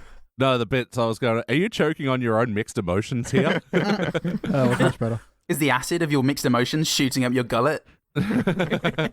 You just watched The Principal and the Pauper by Gaviscon. It might be our most damning review yet. Gave me acid reflux. Yeah, look, this episode, its reputation certainly precedes it. It does. A lot of people heralding this as the day The Simpsons died. Or jumped the shark. I'll argue that, yeah, when Homer went to space was probably a bigger shark jump, but, you know, whatever. That is an excellent episode. It really is. So, yeah, this one is complicated because, like, I think it's actually an okay told story with some okay jokes. It's just... the inconsequential nature, I think, is what really bugs me about this one. Like, to its credit, I feel like its inconsequential nature is the joke. Yeah. Exactly, but that's a problem for me. Yeah. The fact that they would go out and do that with this is just be like, hey, let's just throw this one away. You know, let's just tell a story that feels about as consistent and logical as the Halloween special, but just play it as a regular episode. And me and my family, we've been rewatching Simpsons 8. And the other day we watched Sherry Bobbins, which we're all quite happy with. You know, it's got some really great gags in there and some lovely songs. But I have this thing with seasons 8 and 9, and I think this rewatching Principal and the Pauper really solidified this for me. This is what bad Simpsons would be like if it was still funny. Yeah. I feel like if season 30 was still like those writers and it was still as funny as the early seasons, it would be like this. Only the stuff in here that's wrong isn't as wrong as season 30, obviously.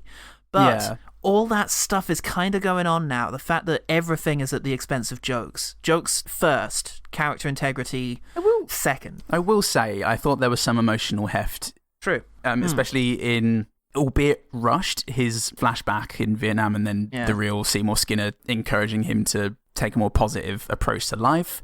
It got me a bit. I enjoyed that. I do think that it had smattering to classic Simpsons and it did really signify a lot of the problems with Simpsons to come.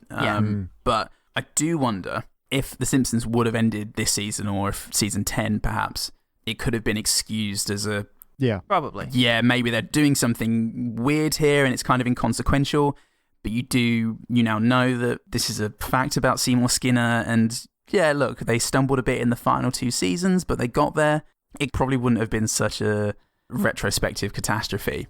But when you've got 20 seasons of the jokes not landing and the throwaway episodes and the constant jumping from shark to shark, it sort of exaggerates or exacerbates how bad this is. It was very controversial at the time. It was very much felt that this was a bad thing to have done with Skinner. But yeah, I think it is exacerbated by the fact that you can see so much of what would become terrible about The Simpsons in here. Have you guys ever discussed, out of curiosity, what would, of the episodes that exist, what would have made a decent finale to all of The Simpsons? like, of the ones that already existed, I don't think we've said anything that sort of hasn't already been a common opinion. Like, Behind the Laughter, you know, which also makes fun of this episode and points out the stupidity of the storyline. Like, that would have been an interesting finale. And also the season 23 episode, The Future Jump, that, you know, it wasn't a perfect episode by any means, but it would have been a decent send-off. Yeah. Oh, right. I was watching season 7 before this, and I always thought the season 7 finale is quite a good final episode of The Simpsons. Which one's that? Because, again, I really want it dead early. Season 7 ends with the one where they all go to the beach, and Lisa makes friends with Christina Ricci. Oh, yeah. Summer of 4'2", perfect episode. And it ends with Homer throwing a Buzz Cola out of the window, and it rolls down a hill. A crab uses it as a shell and then walks off, and that seems like such a great final image for The Simpsons. We could have learned so much more about that crab. You'd miss stuff in season 8, you would. There were great episodes in 8 and in 9 as well, but that would have been nice for me. Yeah, like we've always said on this show that The Simpsons didn't turn bad overnight. It's more of a slippery slope that then was exacerbated by the production of the movie, where that's when, during seasons 15, 16, the scale started tipping, where they were producing more bad episodes than good.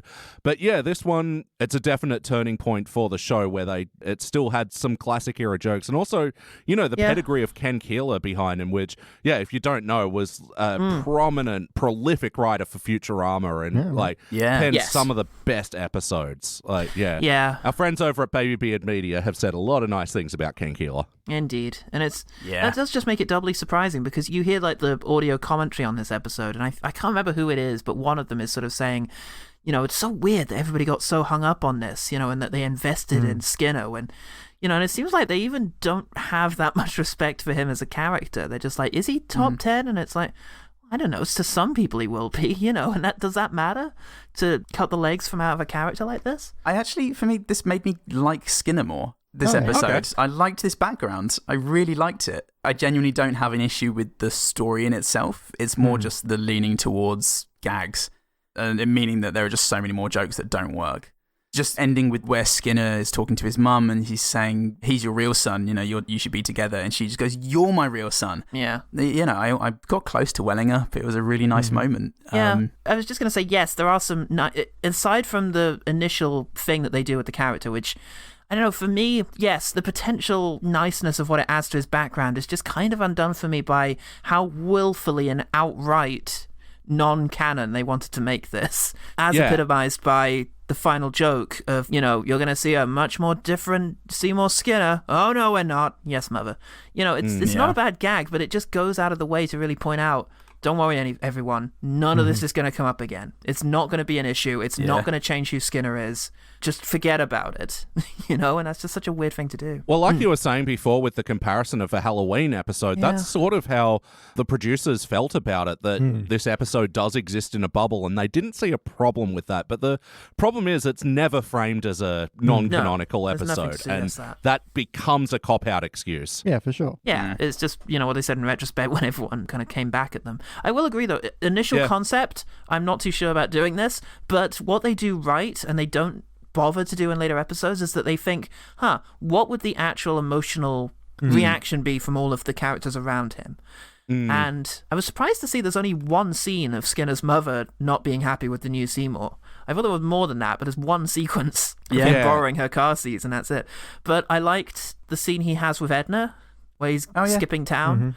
Yeah, there were some good character moments in there where they take a ridiculous concept and do the kind of legwork of having it have emotional stakes. But I'm still just not sold that it was a good thing to do in the first place. Yeah, it's all these moments that, they were sort of nice, but, like, it did feel very rushed all over. Like, I was wondering if this could be a contender for a two-parter. Like, I think that would have really pissed people off, but... Would have been interesting, at least. Explore Armin Tanzarian. Up yours, children, is the joining point. Yes. Yeah, I see that.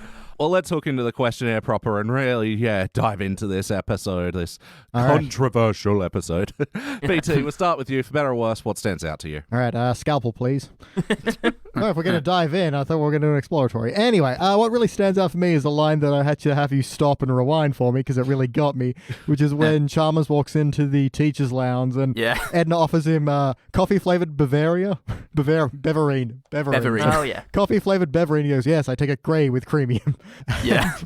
I never really noticed it before. It really paints the image of like office or school coffee. You know? Exactly. Yeah. But what I'm going to use as this is an investigation into this episode is that requires you to kind of have this knowledge that the school is always poor and has these kind of substandard products, which is a point of continuity, as is Edna and Skinner's relationship, which is, something from a previous episode we're meant to carry through. The fact that this rest of the episode is all like, the continuity doesn't matter, reset, bye. Yeah.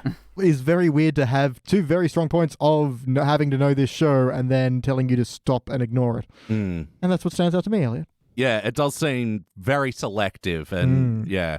How about you, Salt? What stands out to you for better or worse? You know what? I'm going to go for the thing that really stood out. I think it is the ending. And again, I kind of respect it. But I don't.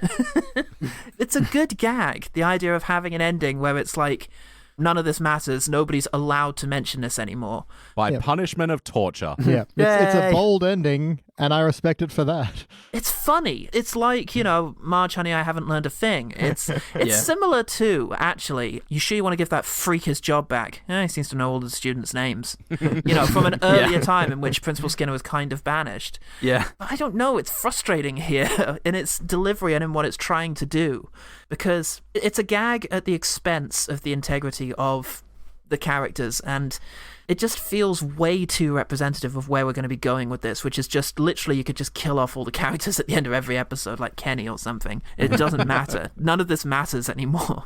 The one thing that bugged me about that ending was how out of character Homer felt. Yeah. The way he was sort of orchestrating everything, and he was there to be like, hey, don't worry about this, Judge, as if he'd been the one to have this idea. Yeah, as if he's now the king of Springfield. Yeah, he's just a schlub, and it really didn't feel like he should have been there. I don't know who should have. Probably maybe Bart or Lisa, to be honest, or both of them. Yeah. They work well as a team. But for a guy who started the episode with a continue looking shock and moved slowly closer towards the cake. Yeah. He's a guy with a plan. Yeah. Ooh, a fresh batch of America balls. Do you know what? That moment, I almost went with that moment. There's something odd about the fact that we see him eat the dog food. I feel like classic Simpsons cuts away before he does it, or as he does it. But this one, we spent a bit of time with Homer eating dog food. And that again feels representative of where the humor's going here. Interesting. And enjoying it as well. Yeah. Still light. Maybe because of the setup. My theory is Skinner likes dog food. Yeah. I do also like just the pause he puts in that as well. So my theory is Skinner likes dog food. Yeah. But Homer's presence is actually what was going to stand out to me. That scene in the office where they're talking, debriefing about the whole Armin Tanzarian. I keep calling him Tanzarian for some reason. Like, I always heard it as an N, not an M. Anyway. Yeah. So embarrassing. Yeah, when they're in the office, it's like, why are Marge, Bart, and Homer here? And where's Lisa and Maggie? And then when there's a pull-out wide shot, and then also Dr. Hibbert and Bernice are there, and it's like, why? Like, it's just an odd character choice. If we're talking about weird character choices, this one got me right from the off. Chalmers sneaking around trying not to be seen by Skinner felt so weird. He just wouldn't give a shit. He would be like Agnes, who'd have just been like, Skinner, go over there. Don't look at me. He wouldn't tiptoe his way into the office in this really kind of weird, grinchy way. And it's just, that immediately kind of set me up wrong. It's a tiny thing, but it just got me off on the wrong foot. I get it. Context I get it from a perspective of if Chalmers is sneaking around, something is up. But I do much prefer the idea that he just marches into Skinner's office and says, Skinner, you need to go reseed the football exactly. oval. Just tells him to get out. That's Chalmers, And how about you, Goodman? What stands out to you for better or worse? There's plenty of classic Simpsons in here that deserves a mention. There's a couple of really tight bits for me. The bit when they're in the car on the way to Capital City to get Skinner, and it's okay, run it by me one more time. Yeah, the escalation there. Well, why is Grandpa here? Because Jasper didn't want to come ending along. with Jasper's really, really sweet smile. My only issue with that is I feel like it actually peaked for me at why am I here? Because I just felt like the ultimate kind of dumb guy thing of just sort of you, me? Why is it me? And then as it pulls out, and then the final line of because Jasper didn't want to come by himself just felt like such a, an old groaner kind of ending, kind of punchline. I liked really it. I thought it liked came around quickly enough. Yeah. But the other one was the scum drops crapweeds conversation where they'd say, a rose by any other name would still smell as sweet. Well, not if you call them crapweed. Stench It's blossoms. just, they're all staring dumbly at the TV, wide-eyed, whilst they're just exchanging these lines. And, this is the difference between this and the Tootsie Pop conversation in MoneyBART, where like the camera is just like cut, frenetic to get across the fact that we're telling jokes really quickly. They're doing the same thing here, but it's a wide shot of them just staring at the TV, having this conversation without interacting. They don't have that smug look on their face that they insist on making Bart wear for the final 15 seasons. And they could be smug about it. Like they're starting out with a Shakespeare quote and then ends with crapweeds. But it's a family conversation around the TV. Simpsons were doing Gogglebox way before that show. Yeah. I wonder if it's because it was easier to animate in that current style. And I will say the return to old school animation was wonderful. And I was watching it on a 4K TV for the first time. I think it's the first time I've ever seen it. And the imperfections are beautiful. The fact that the white of their eyes will sometimes go over the black lines. And just the little smudges and lines that are quite wrong. And you can tell when one layer is thicker than another. It had texture to it. And I love it. And a little bit of impressive animation. When the chorus is singing, Skinner, Skinner, all the mouths moving and making the right mouth thing as they all rock back and forth. That looks tricky. Does anyone know what song they're referencing there? I do not know. Yes, I do. Flipper. Flipper. Right? Faster than Flipper. lightning? The dolphin? Yeah, I think so. Like from the Paul Hogan movie? I think so. Yeah. Play count. Have you ever seen this episode before, Paul Salt? Hold on. Oh, sorry. I loaded up the Flipper TV theme. I wasn't expecting it to come back. Have I seen it before? Oh, God, yeah. Yeah, this is the first time I remember being aware of a Simpsons episode being new was The Secret War of the Simpsons. Up until then, Simpsons was always just repeats. Yeah. So that probably is a good indicator of the year we started really heavily watching it. So yeah, I was very familiar with this episode, and I wondered if that's why I wasn't laughing. But then I remembered, no, you can watch seasons 3 and 4, and it'll crease you up, even though you can practically recite it. Sorry. For real. Now, if you'll excuse me, I'm going to listen to Flipper. They call him Flipper, Flipper, faster than lightning. No one you see is smarter than he. I did look up the lyrics. Yes, that was it. And it was a TV show.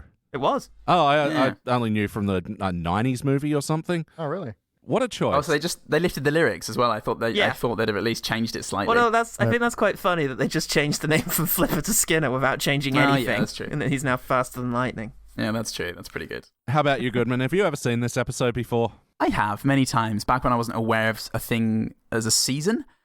I just thought it was just a collection of episodes that were played constantly. I saw this 10, 20 times. It's just a sort of endless blur of classic Simpsons. Definitely. And you, BT? Where's this register on the BT play count? Multiple, but not for a long time. It's one of those ones that I've seen a bunch, and yet I don't think I have seen it for maybe 10, 15 years. So, Possibly the same. It never comes up. You never go, let's watch this. Not until 5 years ago when a young man by the name of Elliot J. O'Neill was like, let's review all of The Simpsons, and I was like, one day we'll get to Principal and the Pauper, I guess. Lies, I am not young, I am extremely old. 5 years ago you were young. It's been a hell of a 5 years. So what happened with that? Yeah, look, I mean, this is like around the time where I start falling off the show. So this always sort of does feel weirdly new to me, as does a lot of like season 9 to 12 episodes. Yeah, same. Yeah, it's one that I've tried to work out my feelings for years because, of course, being part of Simpsons fandom, this just always gets pointed out as being, this controversial episode. And like, I always want to push back on it because it isn't as bad as I think a lot of people make out. But anyway, let's talk more about that with the wackiness. Was this a particularly wacky episode of The Simpsons? You know, one note before we do that, just something you said that really resonated with me because I was going through season 9, and it's weird that I could just be like, alternately from episode to episode, yep, that's part of classic era, classic, new, that's brand new, new, classic, new, and it's just like... I hope you're doing this out loud. I was doing it very loudly out loud whilst my family tried to watch. And yeah, it was really bizarre, the ones that felt new to me and the ones that felt like they were part of, old Simpsons, so... No, and like looking on the spreadsheet, it's funny, like the first half of season 9 definitely ranks higher than the second half. So odd. Also in that, like, there is a massive drop on our like average scores from 8 to 9. Like, Really? Well, have you ever looked at the list of writers? There's a Wikipedia article, list of Simpsons writers, and you can just see, this person was a writer from 3 to 4, 3 to 6, 3 to 7. There's a huge change at 8. 7 and 8 is just so many people stopped at 7 and so many other people started for the first time in 8. It was a big shift, and I wonder if Futurama maybe is part of that. But even then, this was a season 8 holdover episode, which again is odd to think about. Yes, and why I still say end of 7. Yeah. Cut it off. Sorry, what was your question? How's the wackiness of this episode? Wackiness! Woohoo! I poached some fish for your journey, Mr. Tanzarian. It's full of tiny bones, so be careful. It was That on the a only part I plate. wrote down. Yeah, just the idea that it's on a plate as well. And it had the dumbest fish expression ever. I really like that fish. Yeah, it was the only thing I wrote down for wackiness. There's some good moments for wackiness. In your dreams. We'll see about that. Beautiful. In terms of when I think of wackiness, I always think of defying gravity, defining, Sherry Bobbins coming down from the skies. Yeah, well, suddenly. on the Simpsons Index, we've identified, impossible wacky and Right. unlikely wacky. Yeah. Impossible and unlikely. I don't know if aside from the central concept itself of Skinner stealing this guy's identity, I don't know how unreal or plastic reality this one is. I thought it was weird that Bart, Martin, and Milhouse were hanging out near a storage Yes. locker at night. Oh, Yeah, fuck that's yeah. always Characters. strange. That's the big thing. Is characters, as we've already discussed, characters are exactly where they need to be Yeah. in order to make I mean- a gag work. Doesn't matter if it makes sense if they were there or not. Yeah, I mean, at least they're there for that up yours, children Yeah. line, which is just perfect line delivery. Wonderful. A bit of wackiness, I think, is when Armin Tanzarian is retelling the story. He's on his motorcycle, he snatches a woman's purse, skids literally into a judge. Yeah. I Oh, feel yeah. like it's wackiness, but it's also he's just summarizing the story, and this is not a literal interpretation of events. It's just the Okay. summary of it. All right. The fact that he immediately gets up from knocking over the judge, clutches the purse greedily, and gets arrested within a second. Had have I Yeah. known there was a war going on, Yeah, I would have apologized. They gave me 3 options: That's a jail, good Skinner. war, join the army, Pretty or good. yeah, or apologize to the judge and the orderly. Yeah. Didn't know there was a war on. I will say that sometimes the slightly wacky thing that happens is that, again, if there's a joke to be made, it doesn't really matter if it makes sense for the character. And the one that really got me yeah. is Skinner knows who Ned Flanders is. He was the head of the Yeah. PTA. He mediated that discussion he had with Yeah. Krabappel. Yeah. He knows who Ned Flanders is. It's a good gag. I like, you're thinking of Reverend Lovejoy. And it's like, no, I'm not. That's quite a good Yeah. gag, but again, you're just sacrificing the reality of, this Yeah, that's true. for a joke. Well, That is true. I think this is coming back to the writers and producers really undervaluing their second-tier characters with this storyline. Yeah. And I think that's what they did with Skinner as well, because, thinking of him as a C-tier character is really wrong for the series, because, Yeah. if you consider, the core Simpsons family tier 1, then Skinner's in tier 2 with, Burns and Flanders. And Right yeah. from the beginning. Especially at Remember this his point. love plot with Patty? Was it Patty Yeah. or Selma? With one of them. Right back Patty. in the day, he had a So story. yeah, at this point, we've had 2 big romantic episodes with Principal Skinner at the Right. center, between the one with Edna and the one with Patty. Their 100th episode was based on Bart and Skinner's relationship. Yeah. Yeah, exactly. Bart is his foil, his nemesis. You can't aside from Sideshow Bob, and who that guy on the radio. What was his name? Crazy Dr. Demento. Dr. Demento. Yeah. Aside from those two, it's his main antagonist. So of course he's a second-tier Yeah. character. There are plenty of really amazing characters that they lean into, such as Ralph, Oh, I did like Ralph's. who has Ralph had some good just bits. about 10 minutes of glory. First off, which one is oral? Out of your mouth, Ralph. Miss Hoover, which one is one? And then Your the funeral. speech they give about Principal Skinner, Yep. where Lisa's giving this sort of tender biography, and he occasionally just cuts in with, Principal Skinner is an old man who lives at the school. Yep. It's Elliot, great. it's been a while since we had some James L. Ralph. Could you give us a little bit of when I grow up, I want to be either a principal or a caterpillar? When I grow up, I want to be a principal or a caterpillar. I love you, Principal Skinner. Yeah. We haven't done that for a long time. terrifying. So for any new I love listeners it. confused, we like to replace Ralph's lines with ones read by James L. Jones. Yeah. I love it. Yeah, I did enjoy the line. I went to his office when I was dirty. Dirty. Yeah. Oh, wonderful stuff. On the wackiness as well, in this part we like to talk about the animation, and I gotta say, all the war flashbacks looked beautiful. Mm-hmm. Yeah, they did. The use of shadow there was amazing. Oh, lovingly animated. Like, the skies always have that beautiful, like, orange-pink gradients going on. Yeah.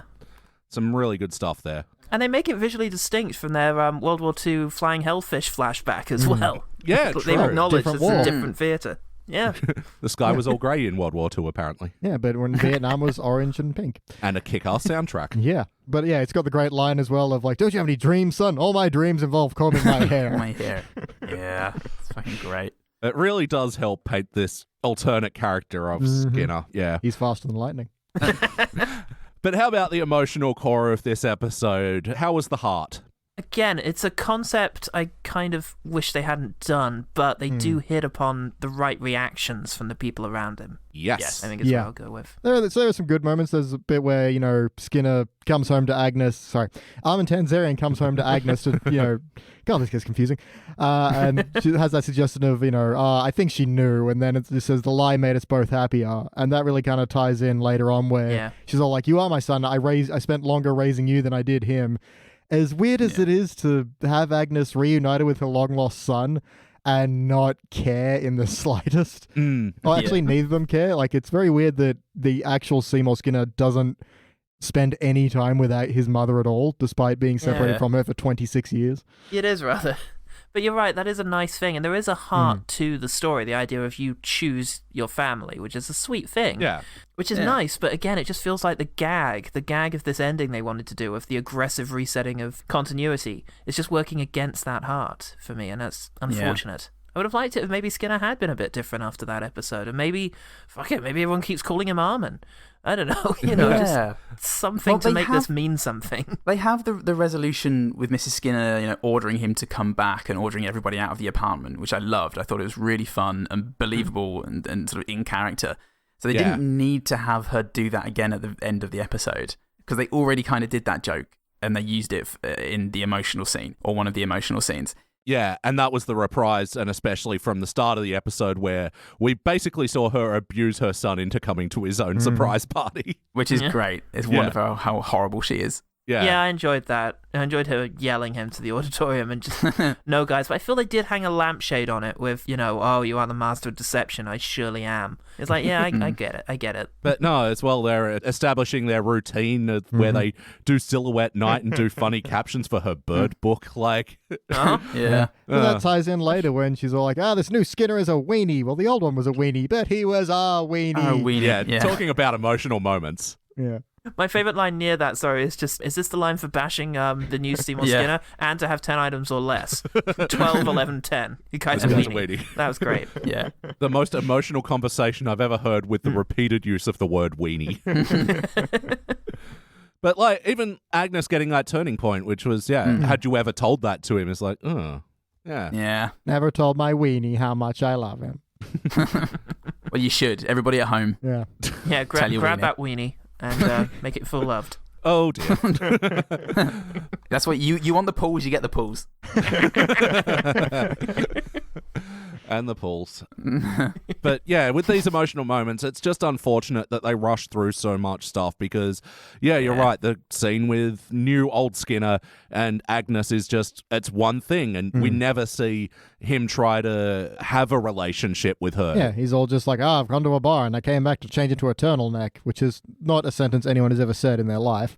And then borrows a card. It's like, surely you want to spend time with the mother that you've left for 26 years. I guess it's economic storytelling, right? It's a 20-minute episode. Yeah, and true. Granted, they could have done more story instead of jokes, but, blame what's-his-face. They do have to be economical with that stuff sometimes, and I do find that especially him saying that he's going to put on a turtleneck, it gets across to me that he's a bad man. He doesn't belong in this show. No. Which we're meant to feel sympathy for him at the start because he spent 25 years as slave labor camp in checks notes Wuhan. Oh, Yes, where I lived for a year. Wow. It's kind of a funny story. You lived in Wuhan? I lived in Wuhan, yeah. Oh, wow. There we go. Yeah, good food. Very big. That is where I visited you, right? No, that was Yantai. Ah, fuck it. 'Cause Yeah. For more notes on my life, go to Patreon. I want more information about your movements in China. A So good does China. man in China. My mustache That's a slips good- off, and you can see the MI6 badge under my Hey, mustache. Xi Jinping.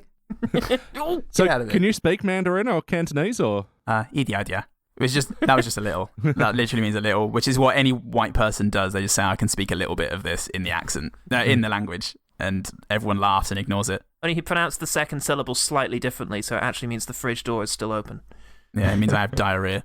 No, I used to be able to speak passable Mandarin, but it's rare, even in Melbourne, to have the motivation to go out and practice it. That's what's essentially missing. You need to be out and know that if I don't do this, I'm not going to be able to get food without pointing and people laughing at me. Yeah. That's what scuppered my attempts to speak Italian in Rome. It's just that there was no need to, because it was Rome and everyone just spoke English. Yeah.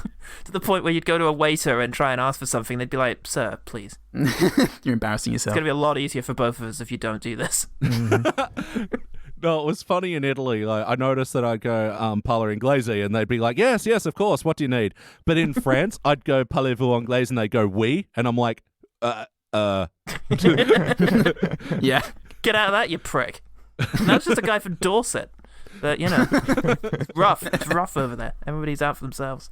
Here's a question. Did it feel like an episode of The Simpsons? Oh. Well, I mean, as Paul yes, said, for me. the character reactions are what they would be. The story, not so much, but the characters, I think so, yeah. Yeah, it's a complicated one, though. Yeah. I'm feeling gracious. I'm going to say yes with caveats. Yeah. Yes, big asterisks. I do find it weird that Armin just decides to leave. Like, he clearly does have people who care about him in Springfield. It's a weird moment, but that said, I do really enjoy watching Skinner being a hoodlum. Yeah. Yeah. No, I think it's what you're saying, Goodman. It's just that economic storytelling, which is too economic in this episode. Yeah, to Yes. its detriment this time. Should have been a two-parter. It's weird that I'm coming this takeaway from it. It's two-parter. Well, there's a lot to explore there, so... But you were talking about before Skinner saying, oh, you're going to see a different Seymour, and Agnes goes, no, we won't. Yeah. We've talked about this a lot. You know, everyone knows about the Flanderization, that he's become a reduction of the character he once was, and is just basically a vehicle for religious jokes. Skinner as well. Like, we've said it's That's the all of them, Skinnerization where... Yeah, started off as a, Bart's foil and the absolute authoritarian who then got undermined by Chalmers and his mother, and now it's just he's a mama's boy. And that's all he is. That's such a shame, because that was the joke, was that he was like the toughest guy on earth in that wonderful episode with the witnessing the waiter, at the beginning of it, witnessing the waiter getting beaten up. At the beginning of it, he's such a badass, this kind of Terminator figure He who has just the relentlessly fantastic line pursues. early on of, no, gentlemen, you've made a mistake. You got an ex-Green Beret mad. Yeah. Oh, yeah. Oh, my God. And he He's kicks so the cool. shit out of And Disney lawyers. Yeah. And then it's just funny, therefore, to see him, being just so effortlessly berated by his tiny old mum and by, Chalmers, an even bigger authoritarian. And then to make that just all he is, just really... Yeah. Then the joke is just, isn't it funny that he's so weak? And it's... You enter Adam Sandler territory. Yeah. We do start very well with that on this episode where he's walking around inspecting the school, like checking the top of the lockers for dust and has the tuning fork for the bell and making sure the bin is the exact distance from the wall. I am in the zone. And it also sets up the pocket watch in that moment as well. It does have some eloquent storytelling moments in this. And I will say a lovely bit of animation at the very end as he goes to say that he's going to be a different Principal Skinner and goes to loosen his tie. In the background, Agnes goes from a neutral face to a frown. And it's a tiny little detail, but I liked it. It is unusual for The Simpsons, where usually someone uses the same expression until they need to say something. In classic era, anyway. Yeah. So, does it feel like a Simpsons? Kind of, mostly.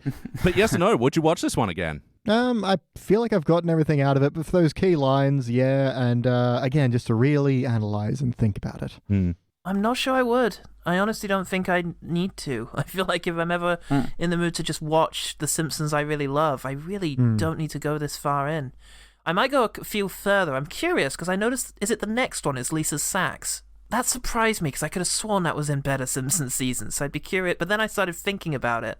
The way it starts off with some sort of weird pastiche of an old American sitcom where they're singing a song at the piano, and I was like, that's weird. Why do they do that? And then when that weird guy in the tricycle rides up to hit the... And he goes, and I was like, oh god, maybe that isn't as good as I remember. So I'm afraid to go back. Yeah, you're right. It was the next episode, and yeah, we did that with mutual enemy Christopher Bond of Baby Beard Media. Bond! And yeah, we were all surprised that it wasn't as good as we remembered. Like, we gave it a unanimous silver, so still a great episode, but yeah, there were parts of it we were like, Yeah. But anyway, I don't know if I would wander this far into the dark territories of my childhood again, so I think I'd probably be inclined to let this be the last time I see The Principal and The Pauper.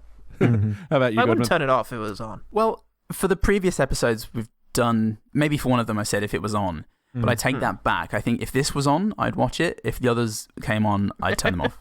Or I'd go and do something. All right. You're grading on a curve, but you've got to go back, a curve rather, you've got to go back and take a test paper off of a kid you've already given the paper to. I said, actually, and down to that to us. Now I've seen what a real B looks like. You're getting a C. Yeah, you're a dunce. Dunce! No, this is one where, yeah, I feel like it's sort of worth the analytical watch, but yeah, unless I'm doing, a season 9 replay for whatever reason, like, I've probably seen it enough for one lifetime. I will 100% rewatch solely for Principal Skinner standing out the side of a strip club going, oh yes, nod suggestively. We have 6, count 'em, 6 lovely ladies. I did enjoy they're not even wearing a smile. Wink. Wonderful, awful line delivery. Yeah. And yeah, good on Harry Shearer, because he does kill it in this episode. Like, even though he, as well as Matt Groening, were very publicly against this episode. Like, Matt Groening even refused to appear on the commentary for this episode, and motherfucker has done like most of the season 15 plus commentaries. Jesus Christ. Yeah. It's a weird place to draw the line. I reject it when people say that Mark Hamill doesn't like The Last Jedi, so I can't logically use that as proof that this is a bad episode. But what would we like to change about this episode? BT, we'll start with you. Make it a 2-parter. Let's really, if we're doing this, let's do this. You know, there's enough to be explored in the way of everyone's reactions. They've done 2-parters before. They're very rare, but they're out there. There's just so much more to go through here, and especially just build, because my biggest problem here is everyone just kind of seems like a jerk. Like, Agnes just immediately rejects this guy. It's like he's been in a forced labor camp for 25 years. Give him a break. But then he doesn't really try to make any connection with her, that we see at least. Armin seems to just leave town really, really easily. Edna begs for him to stay, and it's like, oh, dude, come on.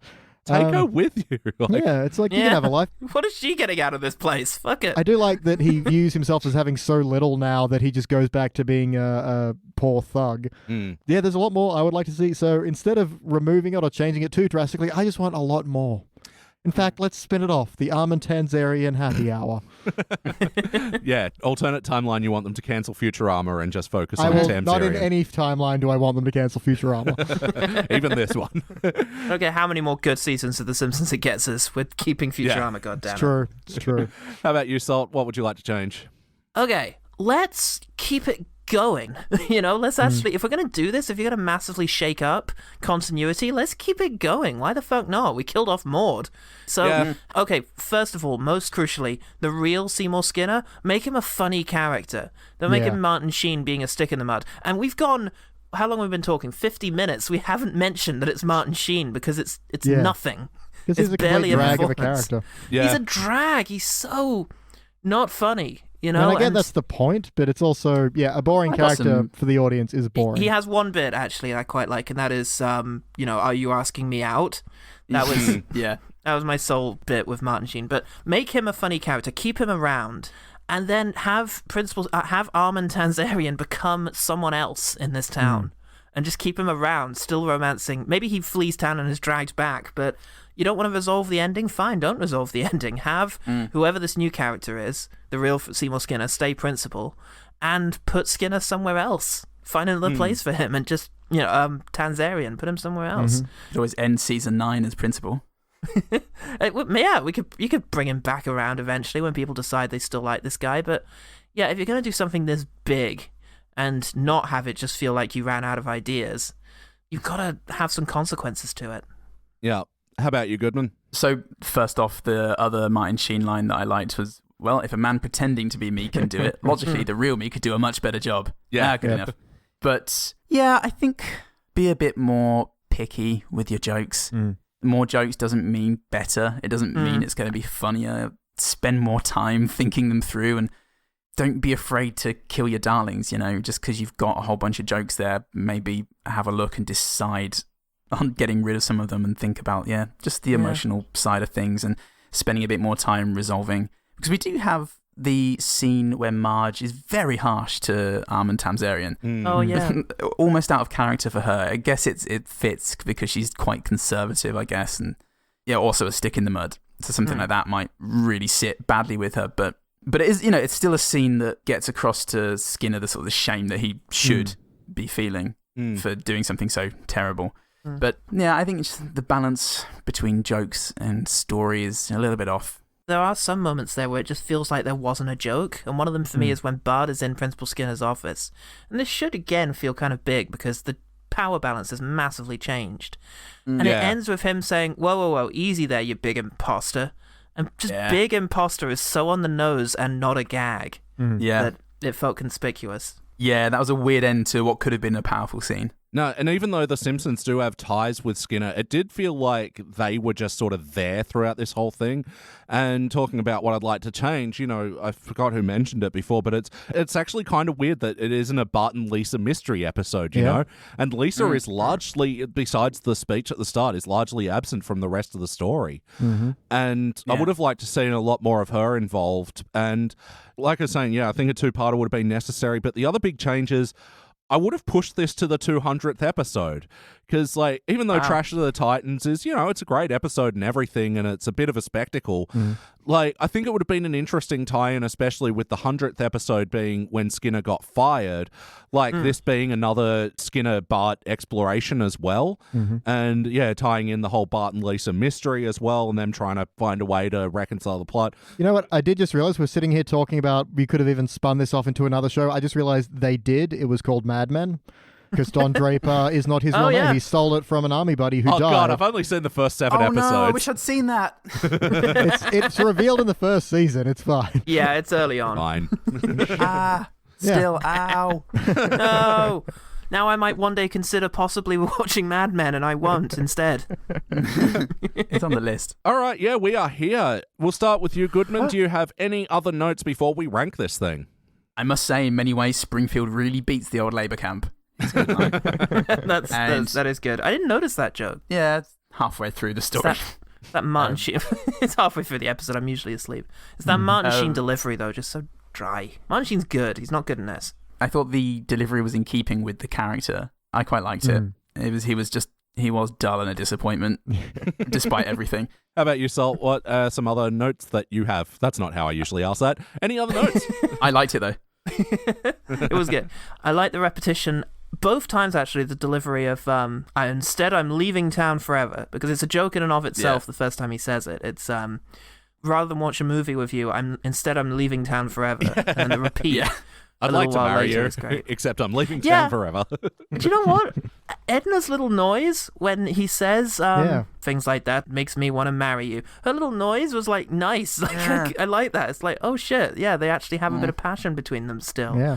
That's good. Later on, that's going to be such the butt of so many jokes is that Edna's dating a square, and it's just ugh. Well, later on, she dates Nettie, so there's that to look forward to. Oh, Christ. I won't hear a word of it. Tonight you can sleep on the floor of your office. That was, I quite like that. Weird delivery is already here. And for me, it was Bart saying, oh, it's one of those stories. Just felt so isolated from everything around him. And it's the beginning of feeling like these guys are not in the same room as they record their stuff. That's the Bart I come to hate in later Simpsons. Yeah. And last thing, my last note, is you are planning the cafeteria menu for a school. One day of the week, you are going to serve these kids cake. And you decide that day is Thursday. What the fuck? Well, what day would you put it on, Mr. Know-It-All? Friday. Friday is cake day. But Friday's already a feel-good day. You want to lift the spirits in the midweek when spirits are at their lowest. In that case, put it on Wednesday, the worst day of any week. Monday would mean too much binging on cake, I think. Yep. Yeah. So it can't Monday be would make Monday even more of a drag than it normally is. It's just, oh yeah, cake, and then Monday evening it's like, oh fuck, it's not even Wednesday. And now I'm fat. Love it. How about you, BT? Any other notes? Of course I do. Let's just have a look at them now. There's a little bit where Chalmers is sneaking around that actually has some background music. I'm like, see, Simpsons? This is what you used to do. Yeah, that classic little string plucky dun dun dun dun dun. Dun. Fantastic. Without it being overbearing. Yeah. There's a bit where Chalmers turns to Skinner and goes, well, Seymour, if that is your real name. Well, obviously it isn't. Yeah. Yeah. My dreams didn't involve an aqua suit and a lavender shirt. That was how the good line he got off. I normally don't like them pointing out the obvious character traits, like when they mention the Simpsons kids' hair or something. But it's a good burn for like someone else's fashion. Yeah, well, especially like that suit makes no sense in a real world context. That would look so out there and weird. It's got to be the yellow skin. Fashion corner. Wink. I'd like to announce my retirement at the end of this sentence that I'm speaking right now. Period. Yep. I do like when he's leaving. He's like, oh, I should give you some things. You're part of the Radio Shack Battery Club, and here's 10 Canadian dollars from your trip to upstate New York. Obviously, where he found out about steamed hams. There you go. Yeah, visited Albany. It's very smart. Not Utica. There's a bit later when the real Seymour Skinner borrows Agnes's keys, and I do like there's a bit of continuity because in the beginning when he's driving past the school, he's actually in the back of a cab. So I like the idea that they've kept that continuity. Not like continuity matters in this episode, but still. Oh, and she drove Skinner to his party as well. Interesting. Yeah. That's a key aspect of his character. Is that Skinner is Carlos. Ooh. Yeah, it really drives his character. The bit right at the end, which feels very double-edged sword in the sense of Homer like saying to everyone, look, this guy's the guy we know, and look at this new guy. I don't care about him. Do you care? And everyone's like, no. It's like, it's fun for a joke, but it's also like, the show doesn't care. Yeah. How am I supposed Does anybody to feel about really care about this? Aren't we all here to laugh? Is what the writers are saying directly to you. And that is all my notes. Yeah, my only other notes. This is Armin Tanzarian's copy of Swank. Can I have a look at your copy of Swank? Yes, you can. Yes, you can is what gets it for me. Is just a yes, you can. That really tickles me. And my last note is just a little fun fact. The name Armin Tamzarian was taken from, apparently, the writer just had a claims adjuster and that name always stuck with him.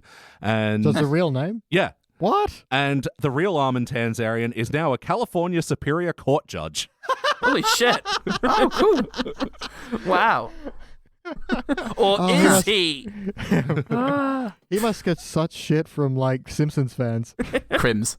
Well, yeah, and apparently he wasn't notified that his name would be used, and he wrote a letter to the writer, and it's not known what the details of that letter were, but the writer described it as curtly phrased. But a name isn't IP. Yeah, it can be, though, because I know in Fight Club, what's the woman's name in that? Meatloaf. No. Marla? Marla. Yeah, Marla Singer. Yeah, Marla Singer. Yeah. Apparently, when they were putting that name together for the movie, they checked, and there was only one other Marla Singer in the USA, and they had to get her permission to use it because she was the only one. So if you say Marla Singer, you mean her. And so, what can you tell me about the character? I don't know. So I think it might be a thing where if there is no one else with that name, then you kind of do have a degree of control over it. So Armin That's Tanzarian weird and nonsense. I disagree with that law. I don't know. Dumb law for it was butts. weird. If anyone ever calls a character Paul Salt, I'm going to be fucking all over them. Unless they're a hero. I mean, Hero King. I may or may not have a script where you're a dashing buff hero, but that's neither here nor there. Well, that's fine. But if they ever try and not represent who I really am, then I'll be very upset. All right, guys, it is time to rank this thing. And Salt, you can go first. I'm trying to think of what I gave the other two. Participant and failure. Okay, well that was a bit harsh. Again, we've got to rank it in the context of the others, and I'm gonna... Oh shit, actually, if I was doing that, I'd have to go at least 2 over the last one. Yeah, okay. No, it is bronze. I'm going for bronze. This is the worst good Simpsons. Wow. Any worse than this, and we're into bad Simpsons. This is the worst good, it's fair to say, of most of season 9. That is such a good summary of this. How about you, Goodman? I was thinking bronze, but it's better than okay for me. So I am going to go for silver. Because it's full of moments that I still love.